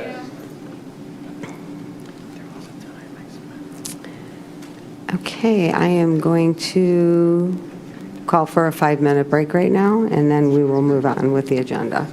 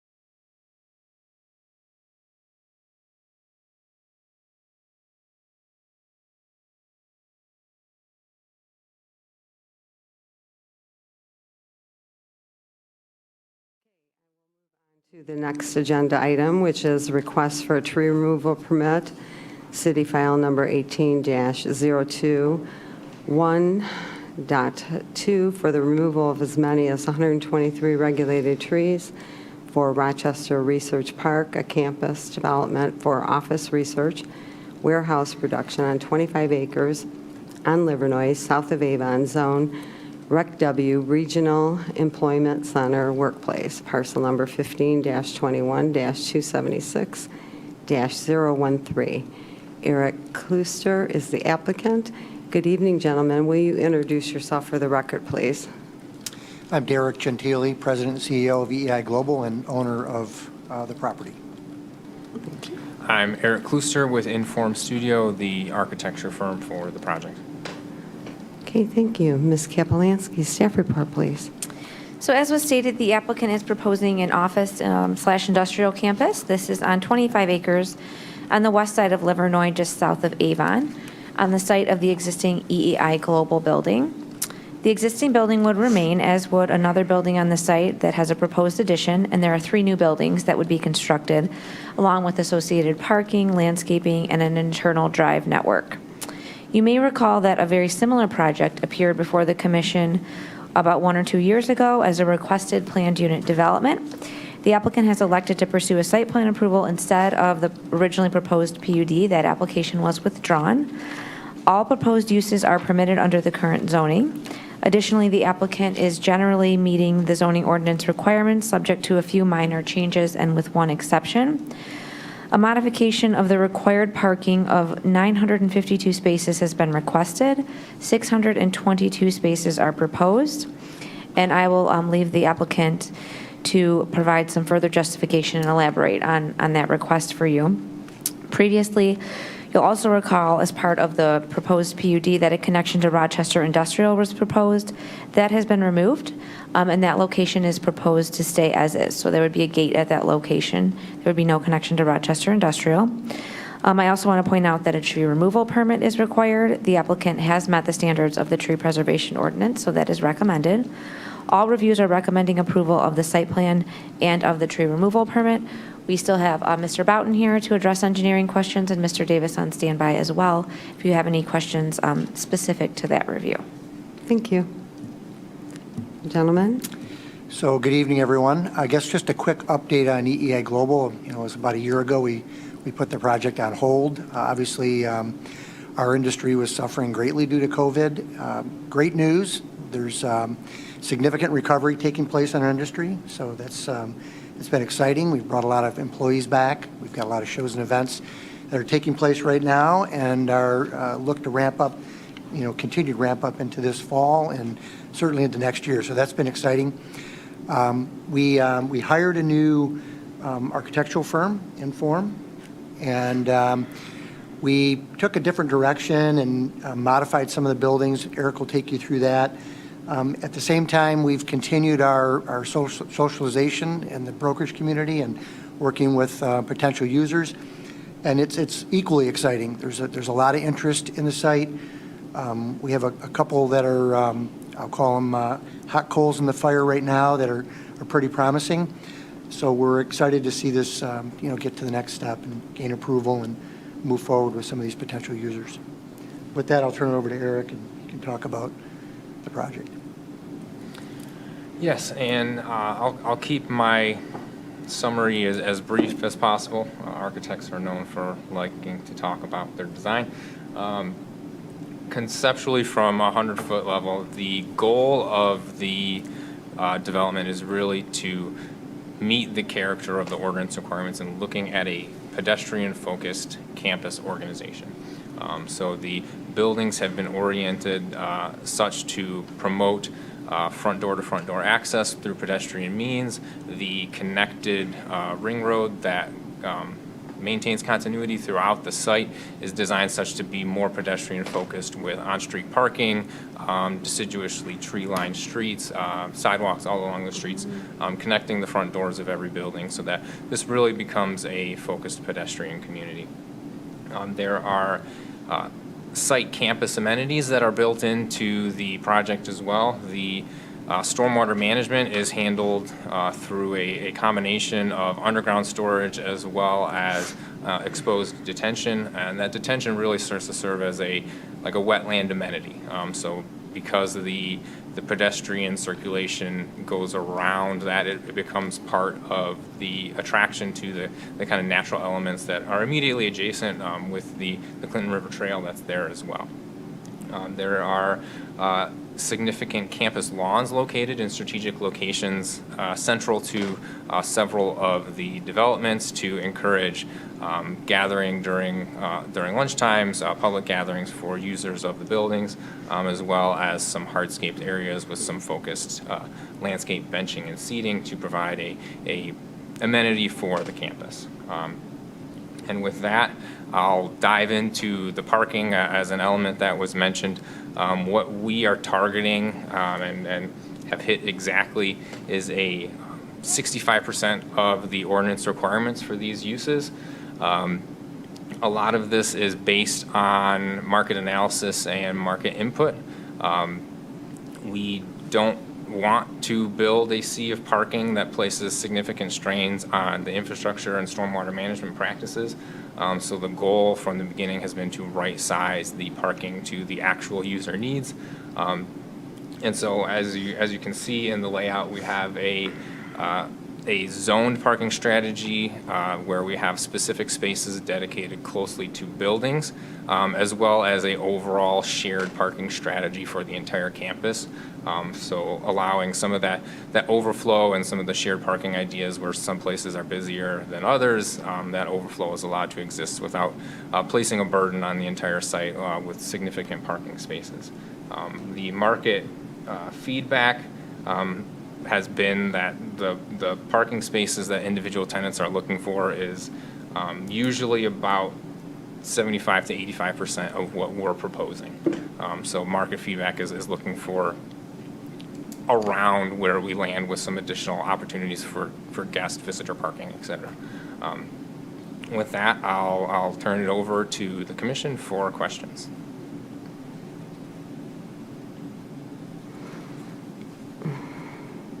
Okay, and you seem absolutely secure with that projection, but that's basically 330 spaces short of the requirement for your space. It's quite a few. That is correct. Being a planning commission member myself for the city of Royal Oak, I know that our city is looking at doing away with minimum parking ordinance requirements and looking more towards maximum parking ordinance requirements. Generally, what we find is that businesses are not in the business of hindering themselves from performing in the economic market by not providing enough parking spaces for their businesses.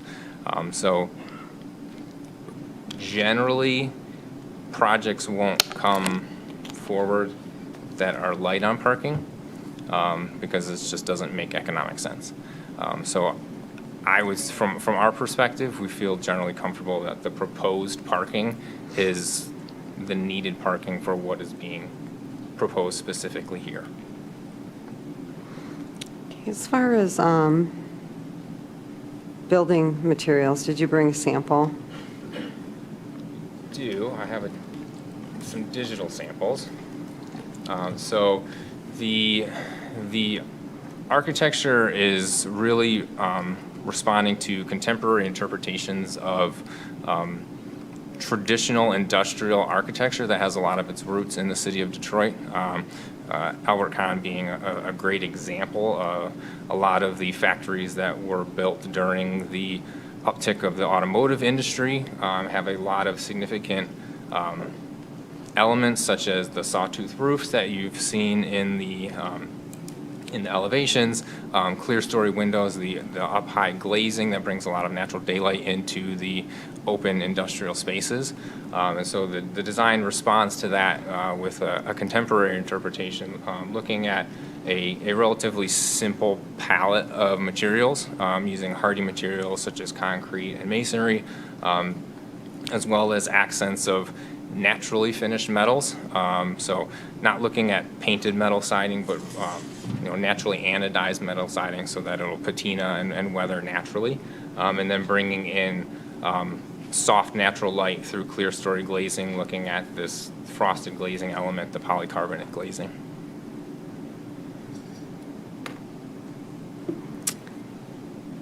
Okay, thank you. Mr. Gaber. Whoops. Thank you, Madam Chair. Couple of questions about this. The parking, I understand what you're saying, and that might as well be the case, but you're going to have to justify it for us. You're going to have to show us what your proposed uses are and the calculations and how this works out. I mean, I appreciate your expertise, but just to give us conclusory statements that this is going to work, I think we need to have a little more detail to support that, to be comfortable with your calculations. A couple of other questions. So is your only access point then at Drexelgate for this development? No, there are access points at, so you have an access at Drexelgate immediately adjacent, and then you're also having access to Horizon Court. Okay, so the drive going out to the east on Horizon Court is open. It's the one that goes to Rochester Industrial Drive that's closed off? Correct, gated and off? that's the Okay. existing condition today. Okay, and that's open, great. So there's circulation all the way around. The traffic impact study, isn't that the traffic impact study that was used for the prior PUD development? Because this is dated October 2019. That is correct, and that study is still applicable based on the continuous ring road and the access points, and the total number of parking spaces is within approximately 5 to 10% of what was previously proposed. But Rochester Industrial Drive was part of that project, wasn't it? Did that road be connected? The traffic impact study does not consider Rochester Industrial Drive as an access point in that traffic impact study. Okay.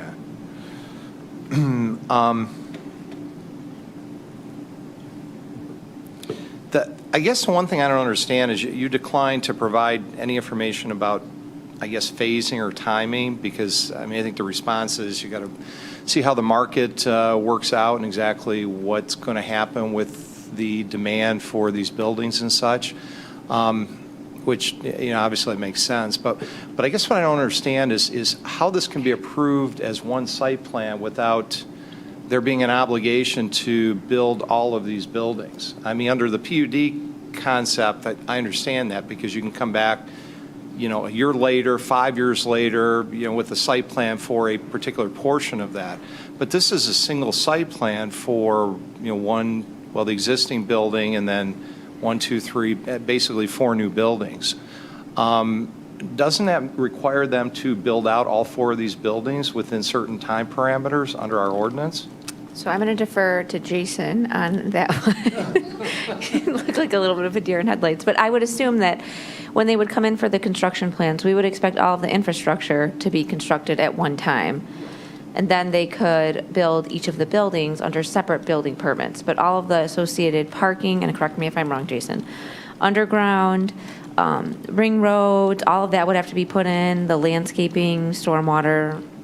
It's just the buildings that could come in as individual permits and at individual times. And which is why we had the same concern as the staff, which is why we asked them to consider a phasing plan. We can't require a phasing plan. But they declined to do that. Yeah, I guess I just wonder if that's, I'm reading the site plan section of the ordinance with the expiration of site plans and such, and how it ties into building permits, and, I understand your explanation, but that's not quite what this says. Which section are you in? Section 138.2.207. So, it talks about preliminary site plans, final site plans, a time period of 1 year, and then building permits being issued. And it doesn't specify building permits for improvements or land use permit or land improvement permits. It's building permits, period, and then there's an expiration period, and then extensions. So I don't see how the timing works, with a single site plan for all these buildings, unless it's going to be built, basically on a continuous basis. And that's what I'm grappling with here and trying to So I Appreciate think the number 3 is what would apply. If building permits have been issued or construction has commenced, approval shall continue for a period of 5 years. Okay.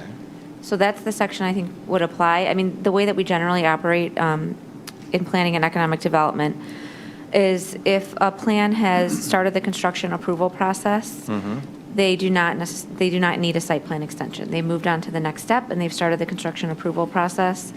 As far as plans that have stalled, maybe Sarah has some more information on that. I haven't dealt with that yet, but it would seem like number 3 would be the 5-year date would be the one that would apply. And I would think construction would commence and an initial building 1 permit would be granted as the first step. So how do you interpret then the second section of 3? Which says if such construction lapses for more than 180 continuous days, said approval shall immediately expire. I mean, if they build building 1 and then they do nothing for 180 days, this seems to indicate that their site plan approval is going to expire. So It does seem to indicate that. We probably would talk with John Starren a little bit more about that if it were to occur. Right. I think generally as a city, we've taken the position that once infrastructure is in, they're vested, essentially. Like I'm thinking of the Pine condos right next to the IGD. There's a road that went in years ago.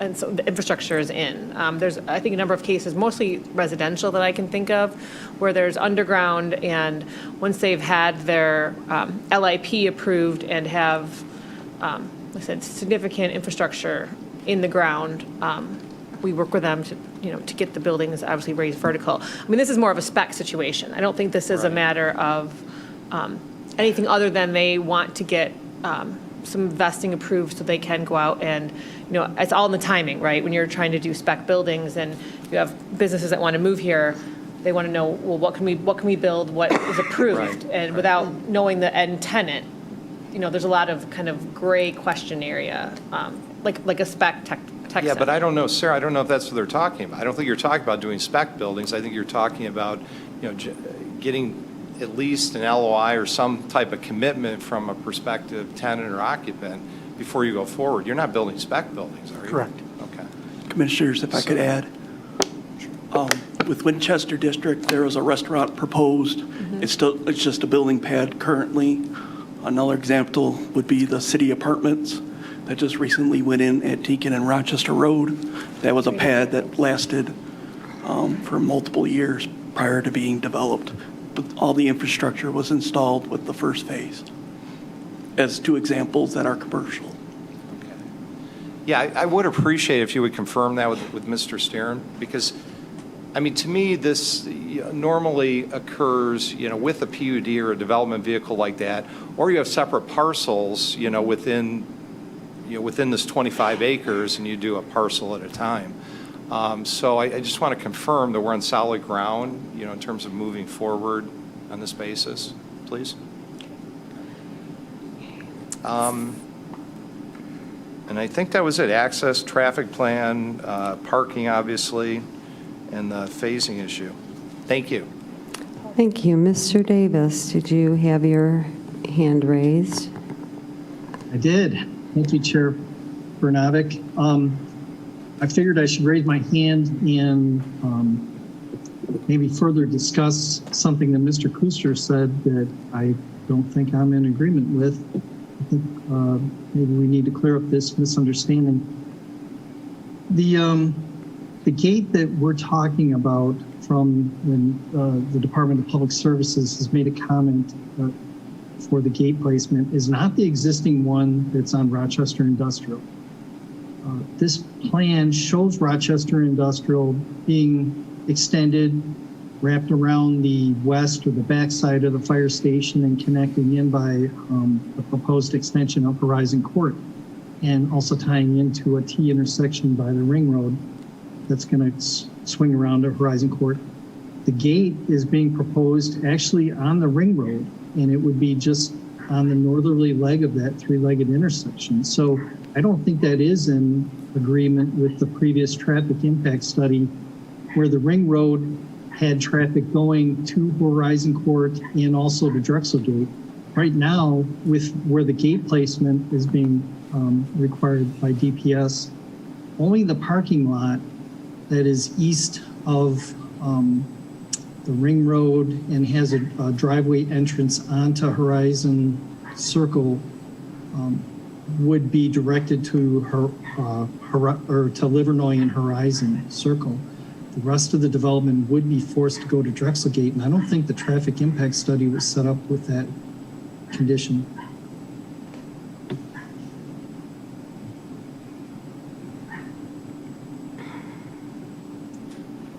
Okay, thank you. Mr. Hooper.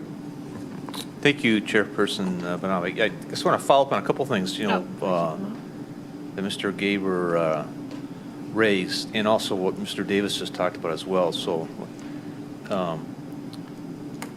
if this is truly going to be built out as you secure clients that lease or purchase the property, is what's being proposed, that the exterior is not going to change, or would that individual client say, no, I want a different looking building, I want to move it out, up, down, higher, or whatever the case may be? So we would want to maintain the integrity of the design as proposed. Okay, so the shell. I mean, they might say they want, silver versus gray, but it's still going to have that look and feel, and that's ultimately going to have to be approved by the building department as well, right? We would submit So those the plans shell's not going accordingly. to change. Like someone says, I want to bring cranes in here, I need another 25-foot height. I don't anticipate that, no. Okay, anticipate means, yeah, I'm just trying to get a feel. So it sounds like it's going to be a spec build. Each individual pad will be spec built. So I would say the intent is that the design that you see in front of you is the design that is proposed for those buildings. Now, when we get a specific tenant, if there's like entrance locations that need to modify slightly because they have some sort of interior programming requirements, such as machining layout or things like that, those would be like the minor adjustments that would be made such that we can accommodate life safety based on their tooling layouts and things of that nature. But I would say that as far as heights go, they've been designed such that they're flexible enough for the intended uses, and users that would come in outside of that wouldn't fit within the development, and we wouldn't be proposing them as potential lessors. Okay. Yeah, I just want to make sure that the site plan itself is still going to, if it's subject to approval, is not going to significantly change at all based on whoever these individual clients are that are coming in. That's, you say you approve something you see today, and then all of a sudden you get some great client later on. Oh no, I got to do something else. Well, that doesn't. We have to come back before the planning commission if we're going to change the building and. Yeah, we could make that a condition of approval if there was a significant variation, like we similarly do in development agreements, that there's, minor changes versus a major change would come back to you guys. Right. Okay. All right. Yeah. Well, I guess you could always go that route too, because something that significantly changed from what you're proposing to build today. Okay. All right. So and the second question would be the traffic. Similarly to when you came before us 2 years ago, I guess, and what Mr. Davis just alluded to here as well, and I guess I'm going to make a statement. The last statement I made last time, 2 years ago, I don't know if you remember, but when you presented that traffic impact study plan, it was amazing to me that with no traffic improvements and adding 605 parking spots, the level and service improved without doing anything. It was like, I couldn't believe it. That page 14 of the plan, I kept the plan because I couldn't believe it. It was a one-off. And then through that PUD process, then there were additional incremental traffic improvements proposed to be done to help mitigate the additional load or demand on Livernois to supply these additional 605 spaces last time. This time it's 622 spaces, but then looks like you're adding another 37,000 square foot of building, something like that as compared to the last plan. So I guess, Mr. Davis, is there any traffic improvements part of this on Livernois to accommodate this additional development? Well, looking at the Road Commission's letter from March 8th of 2021, their letter, item A, says resubmit more detailed plans regarding Livernois Road right-of-way improvements. So, Paul, could you raise your volume a little bit, or having a little bit of a hard time hearing you? let me see if I can do that. There we go. You're louder now. Okay, sorry about that. Oh, okay. Thank you. Okay. What I was saying, in the Road Commission, they have a letter dated March 8th, 2021, and item A says resubmit more detailed plans regarding Livernois Road right-of-way improvements. So I think that there are some improvements that are being proposed, but again, we've said we think that the traffic impact study needs to be amended, because I think it's different with where we're requiring this gate. There was a full Horizon Circle connectivity, I guess, to Livernois Road, where some of the trips were going to go to Horizon Court and some were going to go to Drexel Gate, whereas now only a parking lot's going to Horizon Court. And I think that needs to be updated first, and then we need to get with the Road Commission and then find out what level of traffic improvement they may want on Livernois Road. Okay. Is it clear on the drawings where this gate is? I was looking at the overall drawing, and I don't, I can see the ring road going around, but. Yeah, so It's not clear. It was a recent comment by us.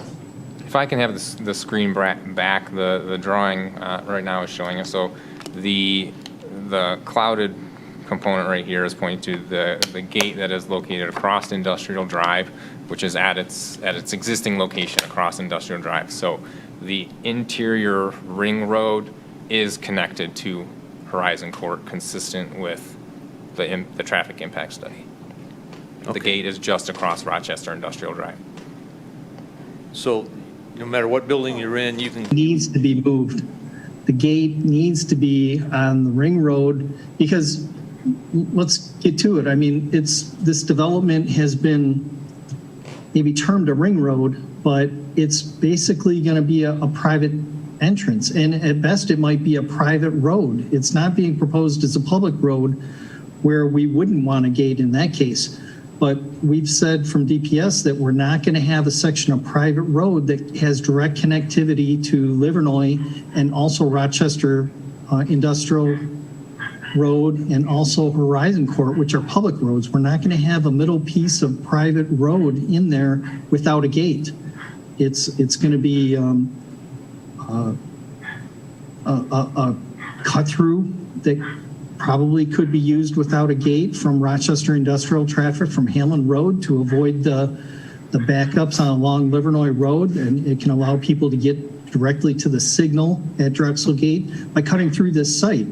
And it'll be a problem for the sheriffs to enforce, and complaints will come to DPS without a gate. So if it's a public road, that would be great, but it's not being presented as a public road, so the gate needs to be on the ring road, and there cannot be that connectivity north of that T intersection of Horizon, Rochester Industrial, and this private drive or just entrance way that serves the development. Okay, so it sounds like there are two gates then, one on Rochester Industrial Drive and one on this so-called ring road. No, I think we would get rid of the one on Rochester Industrial and just have the one on the ring road. Okay. And that's not indicated on the plans, but it's through the engineering comments or site plan review. Yes. Okay. So the concern regarding the private drive being a cut through from Rochester to Industrial Drive is mitigated with the gate. That was part of the gate staying is to prevent that private infrastructure, the private interior road, being used as a public road because it's connecting to Rochester Industrial Drive and serves as a potential cut through.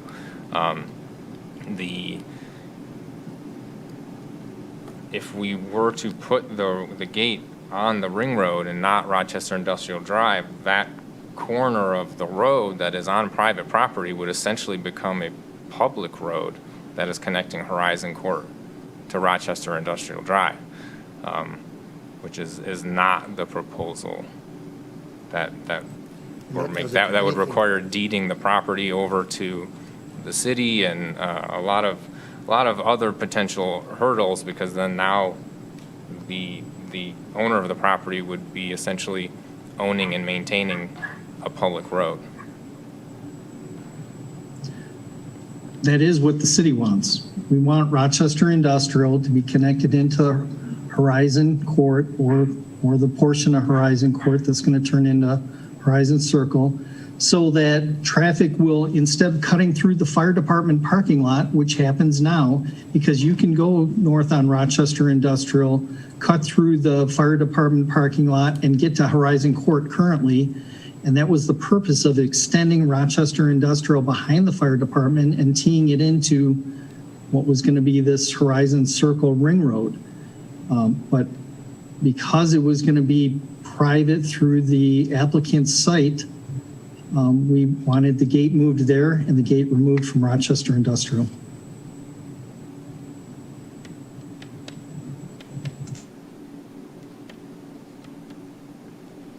Sounds like we need an issue's got to be solved here. I don't think the Planning Commission's going to solve this. But, Yeah, there was a lot of discussion throughout the past year since the PUD that was before you went through the planning review process.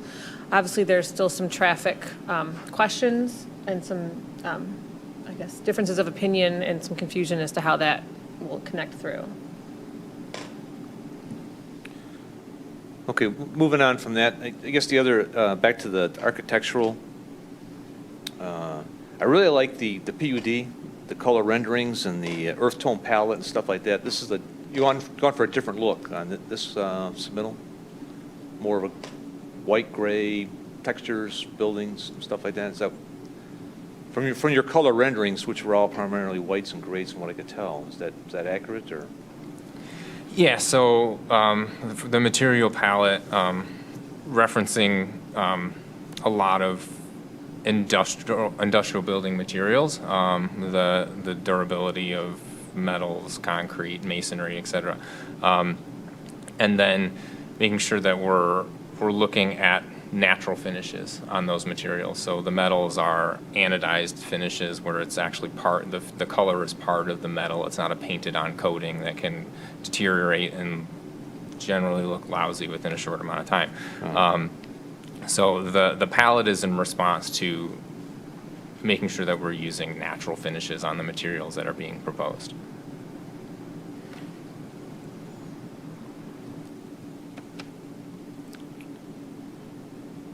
Well, given my druthers, I prefer earth tones, but it's my opinion, I guess, as compared to whites or grays. Thank you. Thank you. Mr. Kalsunas. Having a hard time understanding the prints, especially when there's no dimensions on it. And I'm having a hard time seeing where the road is. So a couple questions. Let's look at building number 3. Do you have a plan that shows its setbacks? A proposed building 3. The one on the right. There you go. Yeah, so proposed building 3 is 20 feet from the front property line and 25 feet from the side property line. Okay, can't hear you. Sorry. The building 3 is 20 feet from the front property line, approximately within decimals, and it's 25 feet approximately from the side property line.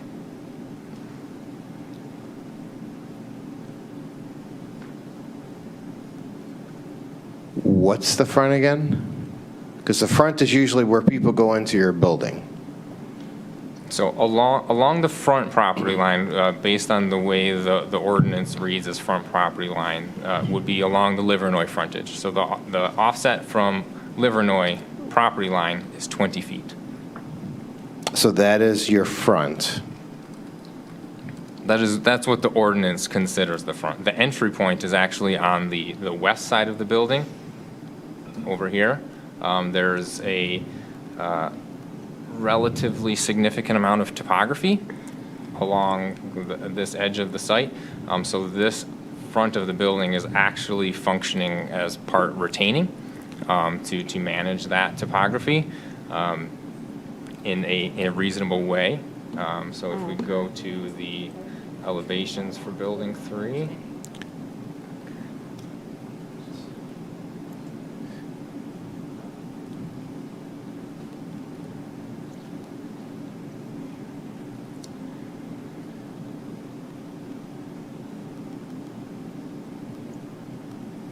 Where I'm totally confused, I don't know how that's the front of the property when I'm really not going to get to it from Livernois. So Commissioner Kaltunis? Yes. The applicant is correct that that's how we would interpret the front setback, because Okay. it's the space of the property that has frontage along the public road. So what does that front look like? So this is the east elevation. So you have a masonry base mixed with a polycarbonate and clear glazing for clear story to get natural daylight into the open R&D light industrial space on the interior. This also has the potential to function almost as a lantern in the evening, similar to kind of what you see here with the translucent glazing. I know we have it on the brewery, and it just didn't really do what it was sold to do. Because remember we were talking about if the Red Wings were going to win, we're going to make it red lights and all kinds of other stuff, but it never really popped. But the whole side facade, if you saw the side facade, this is what we're putting against Livernois. It's just,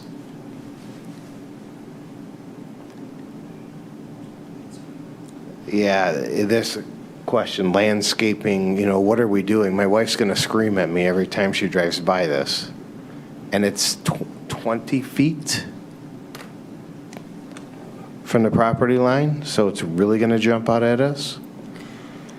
So 20 feet is relatively consistent with what the ordinance requirements are, geared more towards a pedestrian-focused development where you want your buildings to generally be closer to your frontage. So in responding to the topography, I don't know how, it's right around the corner. The existing buildings are generally hidden from the street because it's down below the street level. This will likely be very similar, where there's a small portion that's visible from the street as far as elevation goes, but a large majority is below the grade of the street, so it will be less visible. There's also a continuous line of deciduous trees planned for that nearly entire frontage, if we look at the landscaping plan.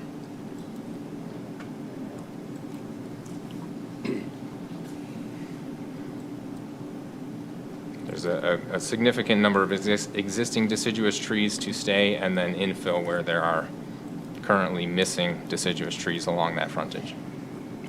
Where are your dumpsters for that building? That particular building, the dumpster is located inside the parking lot. Those two little squares right there. Correct. How do you access them if I have a parking lot full of cars? So a typical pickup for something like that, the gates would be opened and the dumpsters would be pulled out into the aisle to be lifted up and then placed back into the enclosure.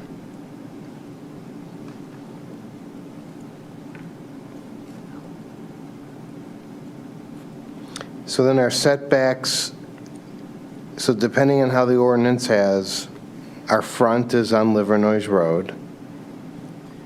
Our rear is, what's our rear setback? It would be the Clinton River Trail in this case. For this building, The rear setback is where? Because we're looking at it as site plan as building to building, correct? No, this is all one parcel and will remain all one parcel. So the rear setback is actually not near, I think it's building 3 that we're talking about, but yep, it's right there. That's the rear setback for the entire property. Okay, I apologize. That's why I'm trying to ask the correct questions. Right, a lot of times when we look at these campus developments, they do develop as a site condo with the parcel lines that run throughout the campus and would lead to the questions that you're asking, Commissioner Kaltunis. But this one is just one large campus that would develop just as a general condo. So they would be leasing just the buildings, and everything else, all the parking, landscaping, utilities, all of that becomes a common element. So it's just one big parcel. We're looking at the setbacks for the entire parcel, not the individual buildings. I could agree with Mr. Gaber's concern about how things will be built out. Because if we're stretching the limits in one side versus the other, and then I don't decide to build a building, but I have the utilities there, I've been here 20 years. I don't think I remember anything like this, close to it. But I don't know that this happens very often with our industrial buildings, but the couple examples that would probably be most relevant are what Mr. Boughton brought up with the pad that's existing right now for the restaurant at Winchester District. Would be an example. We have the second building for Cedar Valley. That's a multiple family, but that's that another pad example. is in the middle. Those pads are in the middle. The Art of Jake's was in the middle around, there's a lot around it. So they didn't really have a setback. And I'm not calling a front of development actual front I'm not using as a front. And I know how the ordinance is called out, but it's, my job at work is to look for loopholes and close them. And that's where I'm sort of concerned. Building 2, what does Building 2 look like across Livernois? Because I guess the way that I'm seeing that we're going to go today, there's some serious concerns in regards to the traffic study and how the ring road is laid out. I'm sure it's going to come back for a future day. We need some better renderings. I know the style and look that you're going with, and we're going to have trees, but I'm concerned, I guess. So which one is Livernois? What's Building 2?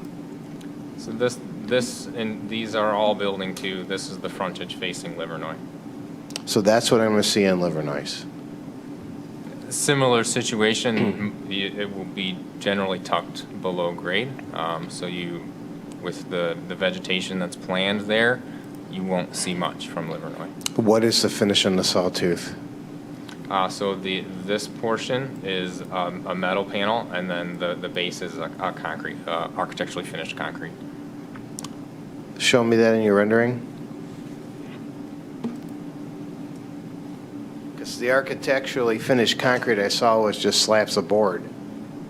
Yeah, it's a classy name for something that's not very classy, I'm sorry. I have that in my basement. Apologize for being harsh. But it's not harsh. You're entitled to your opinion. Yeah, It's a subjective matter. I have that in my basement. A lot of people do. It's cast in place concrete. Yeah, that's not architectural to me. And there's others on this board that could decide that also. The sawtooth was the dark bronze, or what, the corrugated panel? The siding on the sawtooth is the corrugated panel.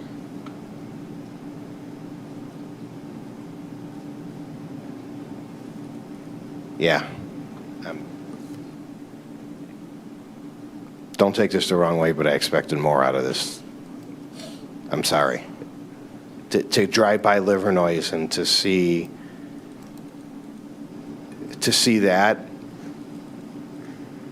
I always admire your development because I drive by and I see all the trucks, and all the impressive graphics and everything that's flashy and the nice trucks that everybody comes by. And I got poured in place concrete wall with corrugated panel 10 feet from the right-of-way on Livernois. I can't vote for that. I'm sorry. Everybody else has an opinion on here, but I'm just right now horrified by that. So, especially 10 feet from the right-of-way. So it could be down and up, it's going to be seen. But it's just, I'm sorry, it looks cheap. That's all I have, Chairperson Bernabek. I'd be interested to know what everybody else thinks, too. Thank you. Well, I will just make a quick comment. I absolutely agree with Mr. Kalsunas. So there needs to be change there. Dr. Boyer. Thank you, Chairperson Bernabek. I have to agree with Mr. Hooper and Mr. Kalsunas. The buildings that you had proposed in the PUD were really very nice and just something that you would like to look at on that campus. And there was a lot more put into the landscaping, and I know we had talked about in front of that first building off of Drexelgate, and you had come and shown us pictures, and we had kind of asked for a few more shrubs so it would look nice, and it was just a nice, so I don't even know what this is going to look like when you're turning in off of Drexelgate. And then I'm also very confused because it sounds like you say it's going to connect to Horizon Court. But I'm looking at page 19 on the overall site landscape tree removal, and it's just showing shrubs across Horizon Court and trees underneath that power line. So I don't see how you can even say that your ring road is going to connect to Horizon Court. I see where the parking lot goes into Horizon Court, but I also see a sidewalk right in the middle of the turnaround, which is the fire departments. So yeah, so I guess I'm really confused on, are you going to be connected into Horizon Court or are you not? And it's just going to have trees and shrubs because, like I said, page 19 shows trees and shrubs, so there's no way you could actually connect to Horizon Court because the trees and shrubs are there. Will you be keeping the maples at the front? Because that was the last time you were before us, the nice row of maple trees. Do you plan to keep those like you did last time, or are you going to be taking all of those out? You're talking along Livernois? Yeah. No, they stay, and then we would add to complement that the whole way. Okay, great. Appreciate that. That's great. I think generally speaking, if you look at what you currently see now, the dominant feature are the trees. Mm-hmm. Most people are surprised at the size of the building until they get on the campus and in the building. So the spirit of it was to maintain that same kind of look and feel. That it's just trees, and the building kind of goes away, kind of disappears into, and as the berm that buries part of the current building would bury the new building. As a matter of aesthetics, we can change it to brick like it was in the original plan. I like what Inform proposed. It's more modern. I think it has a nice fresh look to it, but that's a subjective issue. And again, the other buildings, if you remember, they were predominantly office. And we've gone away from that, because the market really is demanding that there's more like maybe 15 or 20% max, probably 12 to 15% maybe office. So we can make it look like an office if that's what you want, if you want the facade to look like it's more. But the reality is that part of the building is just. I think last time too, though, you were making the buildings look like they fit in with the housing and the bricks and the buildings to the south of you and across the street to the north of you. To the north of you is all brick buildings, and so to be aesthetically sort of similar to the housing that's there doesn't make it stick out as, oh, look at this, like we just said for the building before us, right? The facility. It's a huge white monstrosity that looks like a barracks or a prison. Right. But, we don't want to see the same sort of thing here. And a lot of people pass by you on Livernois. Everybody's going to see it. It's more nice to have something harmonious to the buildings that are already there. And that was what you had done. And so when I was looking at this, I was like, oh, great, you're coming back with this. But now it's like, but we threw all that away, and now we're going to start over. But we're going to see kind of keep the footprint of the buildings, but now we're going to change everything. Again, it's not difficult to go back to the facade kind of style that we had before. But again, I think if you look at what you currently see, that was the idea, was to replicate that, because it's not the entrance point of the building. It's even though it's the front-facing side of Livernois, it's the back of the building. The front of the buildings are where you're going to have more of that I think a little more aesthetic. That's where people come in. That's where they enter. But again, we can make it brick and But change also it to from- earth tones and add some From accents. the plans that you see, I can't even see that there's any, I don't see any color renderings of what the aesthetic buildings, like before you had beautiful color renderings, even what the buildings look like on the trail, and I don't see that now. So it's just like, I feel like, okay, so we're starting over again. So now everything, we just got to start over again. Where it would have been nice if you just brought that back instead of making a few changes, you would have Right. gone a lot further, I think. Right, I agree. Anyhow, thank you. Thank you. Mr. Gaber. Yeah, just to follow up on those points, I certainly think it can be dressed up, with the right facade and the trees. I think part of the difficulty we're having is that we just really can't tell by these renderings exactly what that's going to look like from across Livernois. And maybe we need a better pictorial presentation of that with trees and the building materials more clearly defined. I think it can look nice. The other thing, too, as I recall in your PUD, the buildings were set back a little further from Livernois. I think, weren't they consistent with your current building, which has a further setback? I would have to go back and look at that, John. I think so. But so that's, the sensitivity that they're right there on Livernois, even though, like you mentioned, Mr. Gentile, they are somewhat recessed, into the ground. I don't know if it's that way from front to back on the entire site, but a lot of it. So, we just need to get comfortable with it, because obviously this is a site plan, it's not a PUD, so we don't have the same level of discretion, over exactly what this is. And by the way, Nick, to answer your question, it's just a little odd because it's a single site. That means it's got to be under common ownership. So for somebody to have a campus like this under common ownership is somewhat unusual. Yeah. So, but, it can work. I just think we need, to work through the details a little more. Definitely. Yeah, none of those points are frankly concerning me. That's, again, aesthetics we can change easily, landscape we can change. I think the issue is this ring road and what we're doing with that, and I'm very confused at what I heard earlier about it. I mean, you want access to Rochester Industrial Drive connecting to Horizon Court with no access to the ring road. I don't know. I think the rest of us were somewhat confused too. So Yeah, so you can't see that there is a ring road from the plan? If you go to, yeah. if you go to can tell that. number 19 on one of the site plans, you see that there's shrubs right in the front of that ring road, and it says here you're going to provide tree protection fencing to the details, and then there's trees and shrubs underneath, right across your ring road underneath the, yeah, so right there, like, there's no way that. So this is the landscape demolition plan where we're required to show what plans are within the proposed building footprints to calculate the number of trees that need to be preserved. So these trees are proposed to be removed. Okay. That you're seeing right here. The ring road continues through to Horizon Court. So what is the becomes- black line, why is the black line there, that right underneath your cursor, where your cursor Here? was a second ago? No, go back to where I said the shrubs are on Horizon Court. No, go back to right where you were.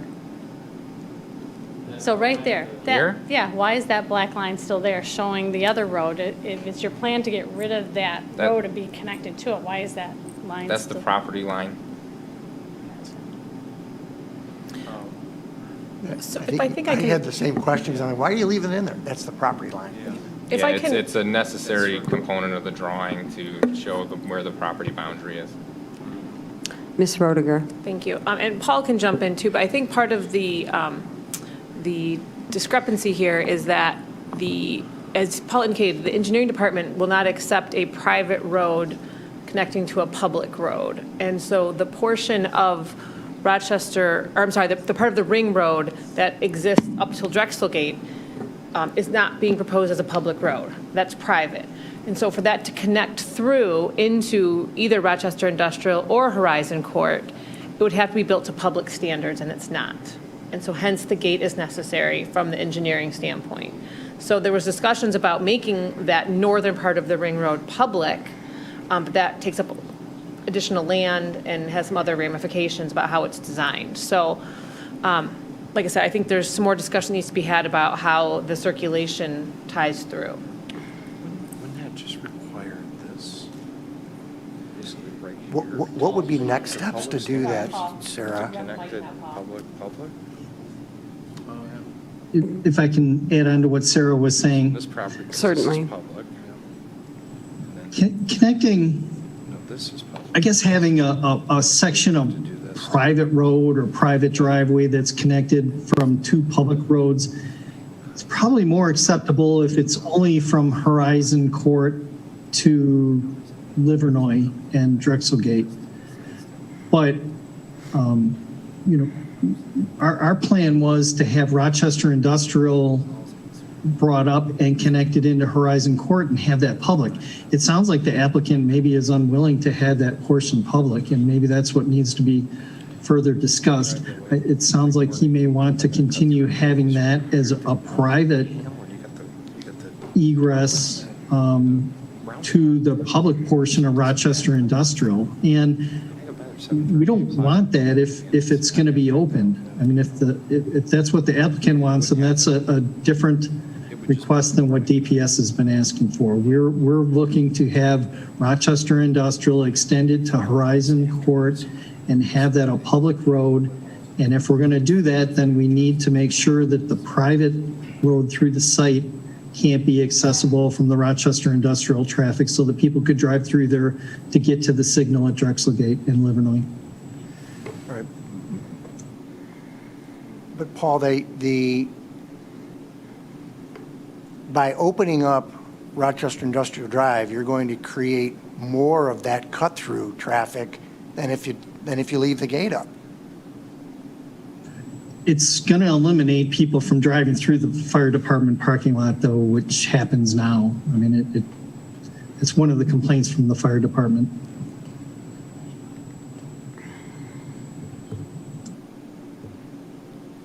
So how come they don't have a gate at the fire department? That's a good question. They use Rochester Industrial Drive as a back door to get to Hamlin on runs. That's the whole purpose of us having access to Rochester Industrial.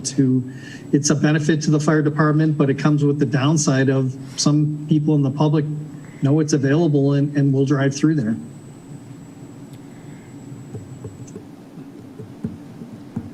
So just to clarify, like this portion is private. It's located on the subject property.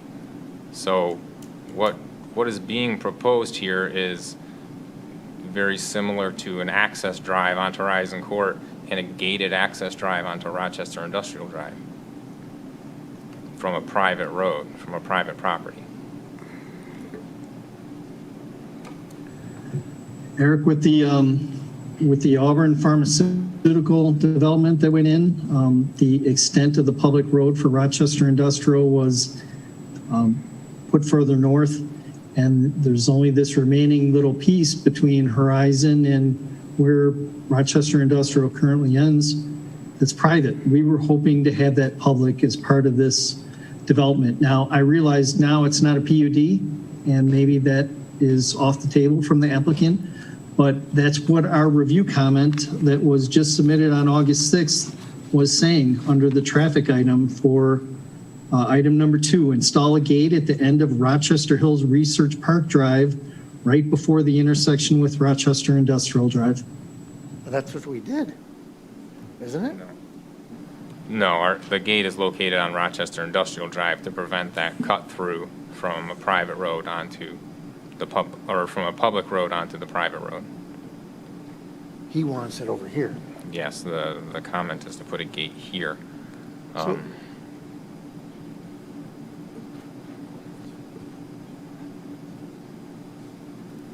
if we do that, it cuts, building 5 has no access other than. Yeah, so it prevents public cut through, but it also really prevents generally access to the site from Horizon Court or Rochester Industrial.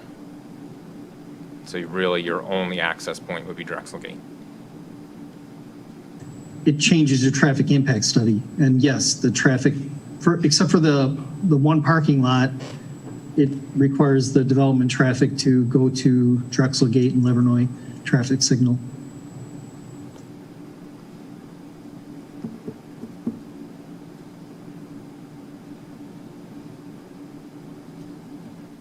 Yeah, so your idea really does nothing to benefit our site. It benefits the city, and it also prevents cut-through traffic from going through your site. You mean from going through the fire department? Yes, it does that benefit for the city also.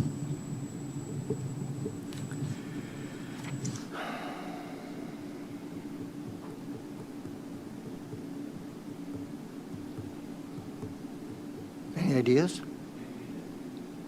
Take a sidebar, get this solved. Mr. Gaber, I believe you still have the floor. I will relinquish the floor, thank you. Okay. Mr. Struzek.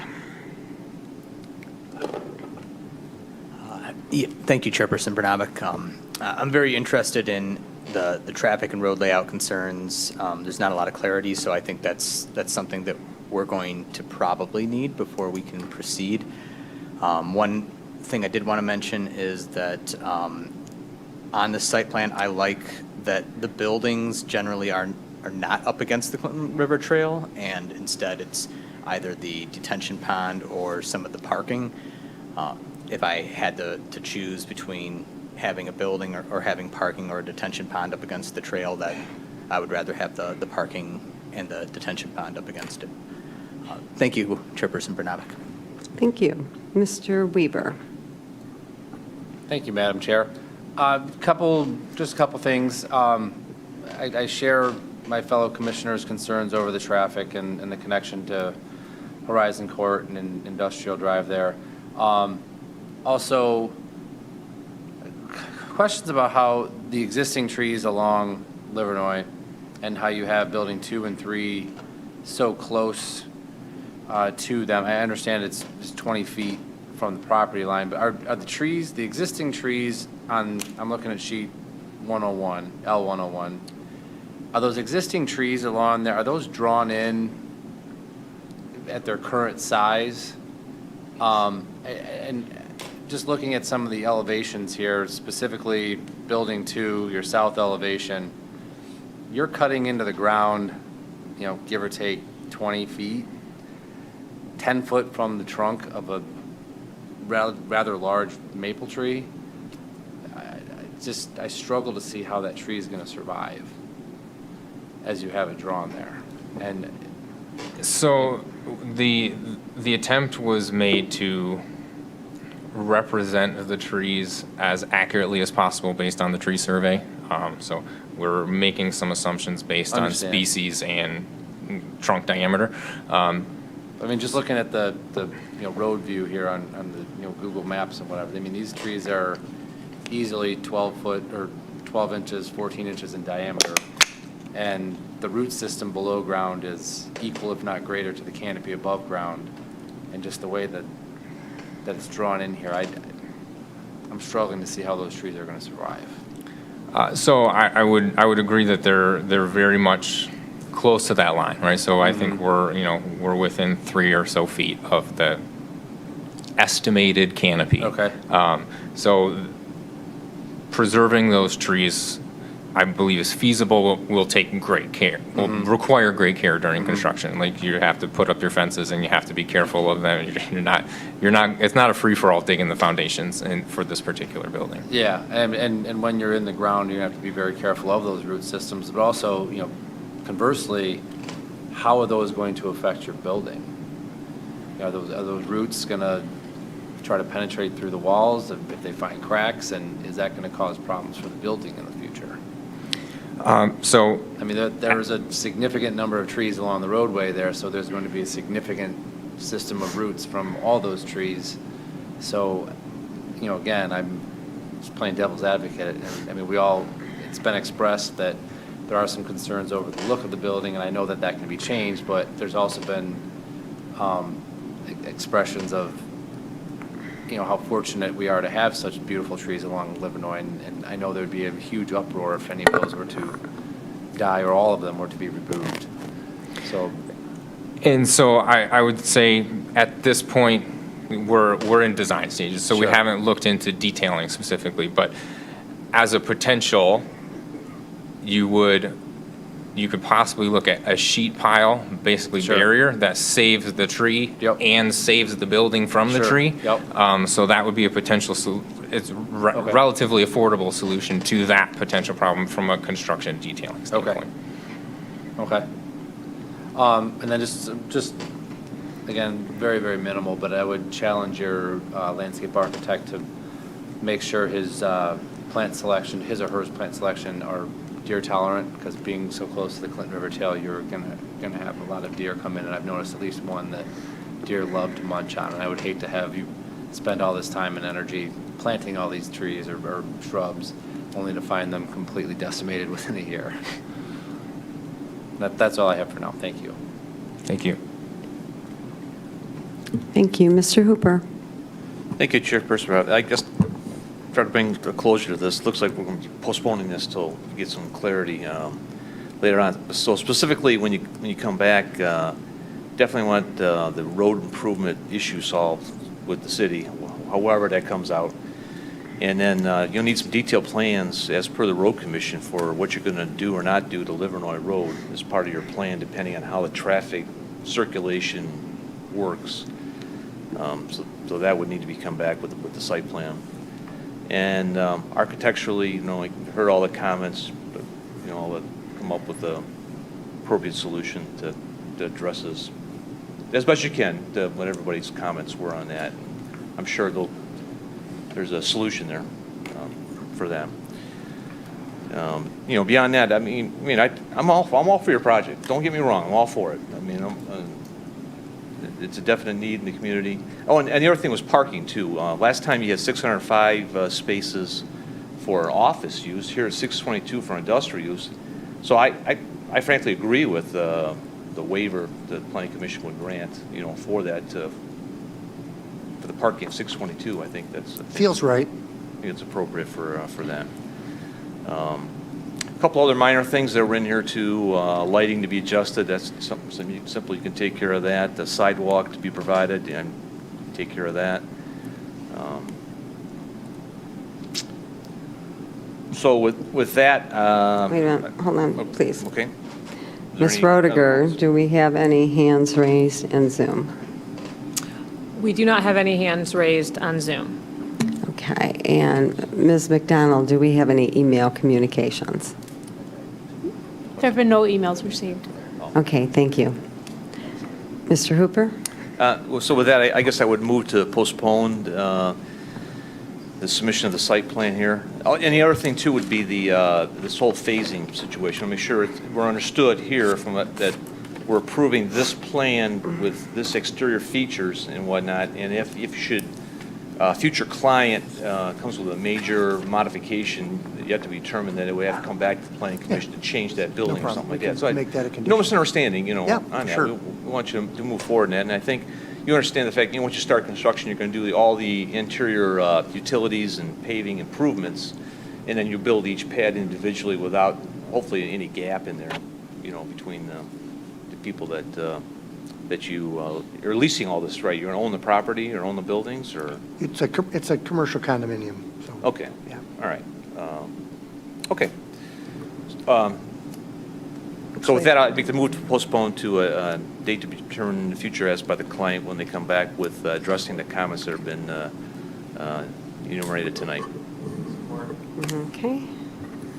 I've got that, and please submit full color renderings so we have a more accurate vision. Okay, I have a motion by Mr. Hooper, seconded by Mr. Kalsunas to postpone. Is there any further discussion on the motion? I'll take a voice vote. All in favor, say aye. Aye. Opposed? That motion passes unanimously. So good luck, gentlemen, with continuing. And did you mention you were a Planning Commission member from Royal Oak? I am a Planning Commission member for Royal Oak, yes. I see that you had quite an eventful meeting last week. They seem to almost always be eventful. Oh, are they always like Oh, that? yes. I was just watching the news. There were obviously objections over building height, but I had heard it turned into pushing and shoving and police action. And Not at the Planning Commission meeting. My understanding is that was a completely private event that had no connection to the Planning Commission meeting. It just happened to have a Planning Commission member at it. oh, I see. Okay. All right. Well, thank you very much.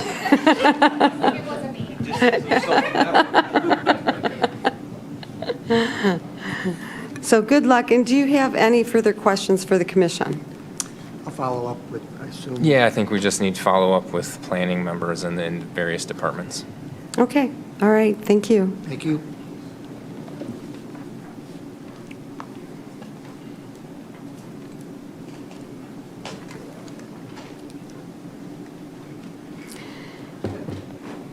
Ms. Kapelansky or Ms. Roediger, do we have anything for any other business? We do not. Okay. Well, then I will mention that the next meeting date is September 21st, 2021. Can I offer just one item to talk about Oh, sure. really quick? I know we're getting late. YouTube. I'm looking at our views on YouTube, and we're far from being, I'll call it viral. Some meetings are 36 and 46 and 134 views and 22 views. What's the, I guess, plan? Are we keeping online from now on, or do we go back to how we were before? What's the thought about that? So a couple things. First of all, I should say we are competing with the school board meeting tonight. So just, that is also. Well, luckily there's two people online, and I'm one of them. On YouTube right now? Yes. I'm the only one watching right now. 2 planning commissions are online watching themselves.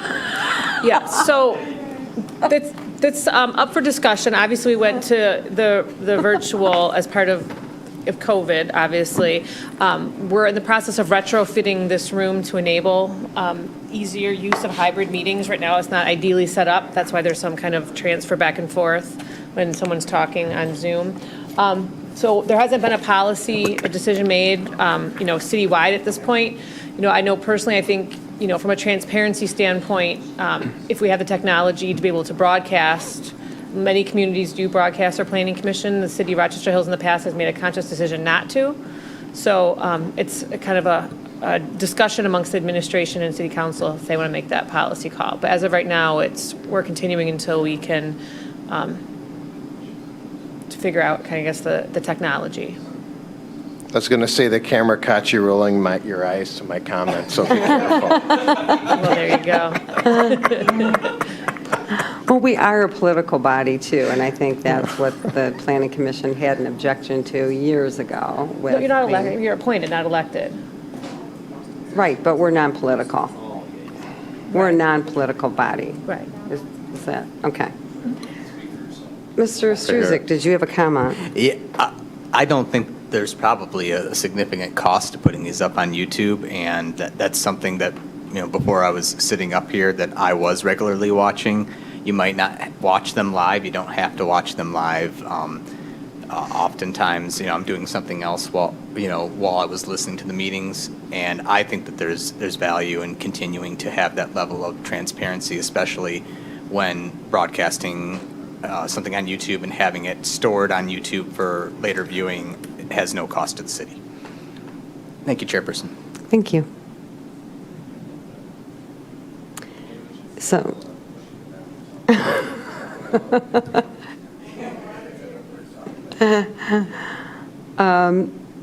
Okay, we were in the process, I was waiting for you to adjourn, and Chairperson Bernabic, Mr. Kalsunas. I would love to make a motion to adjourn. Okay, do I have a second?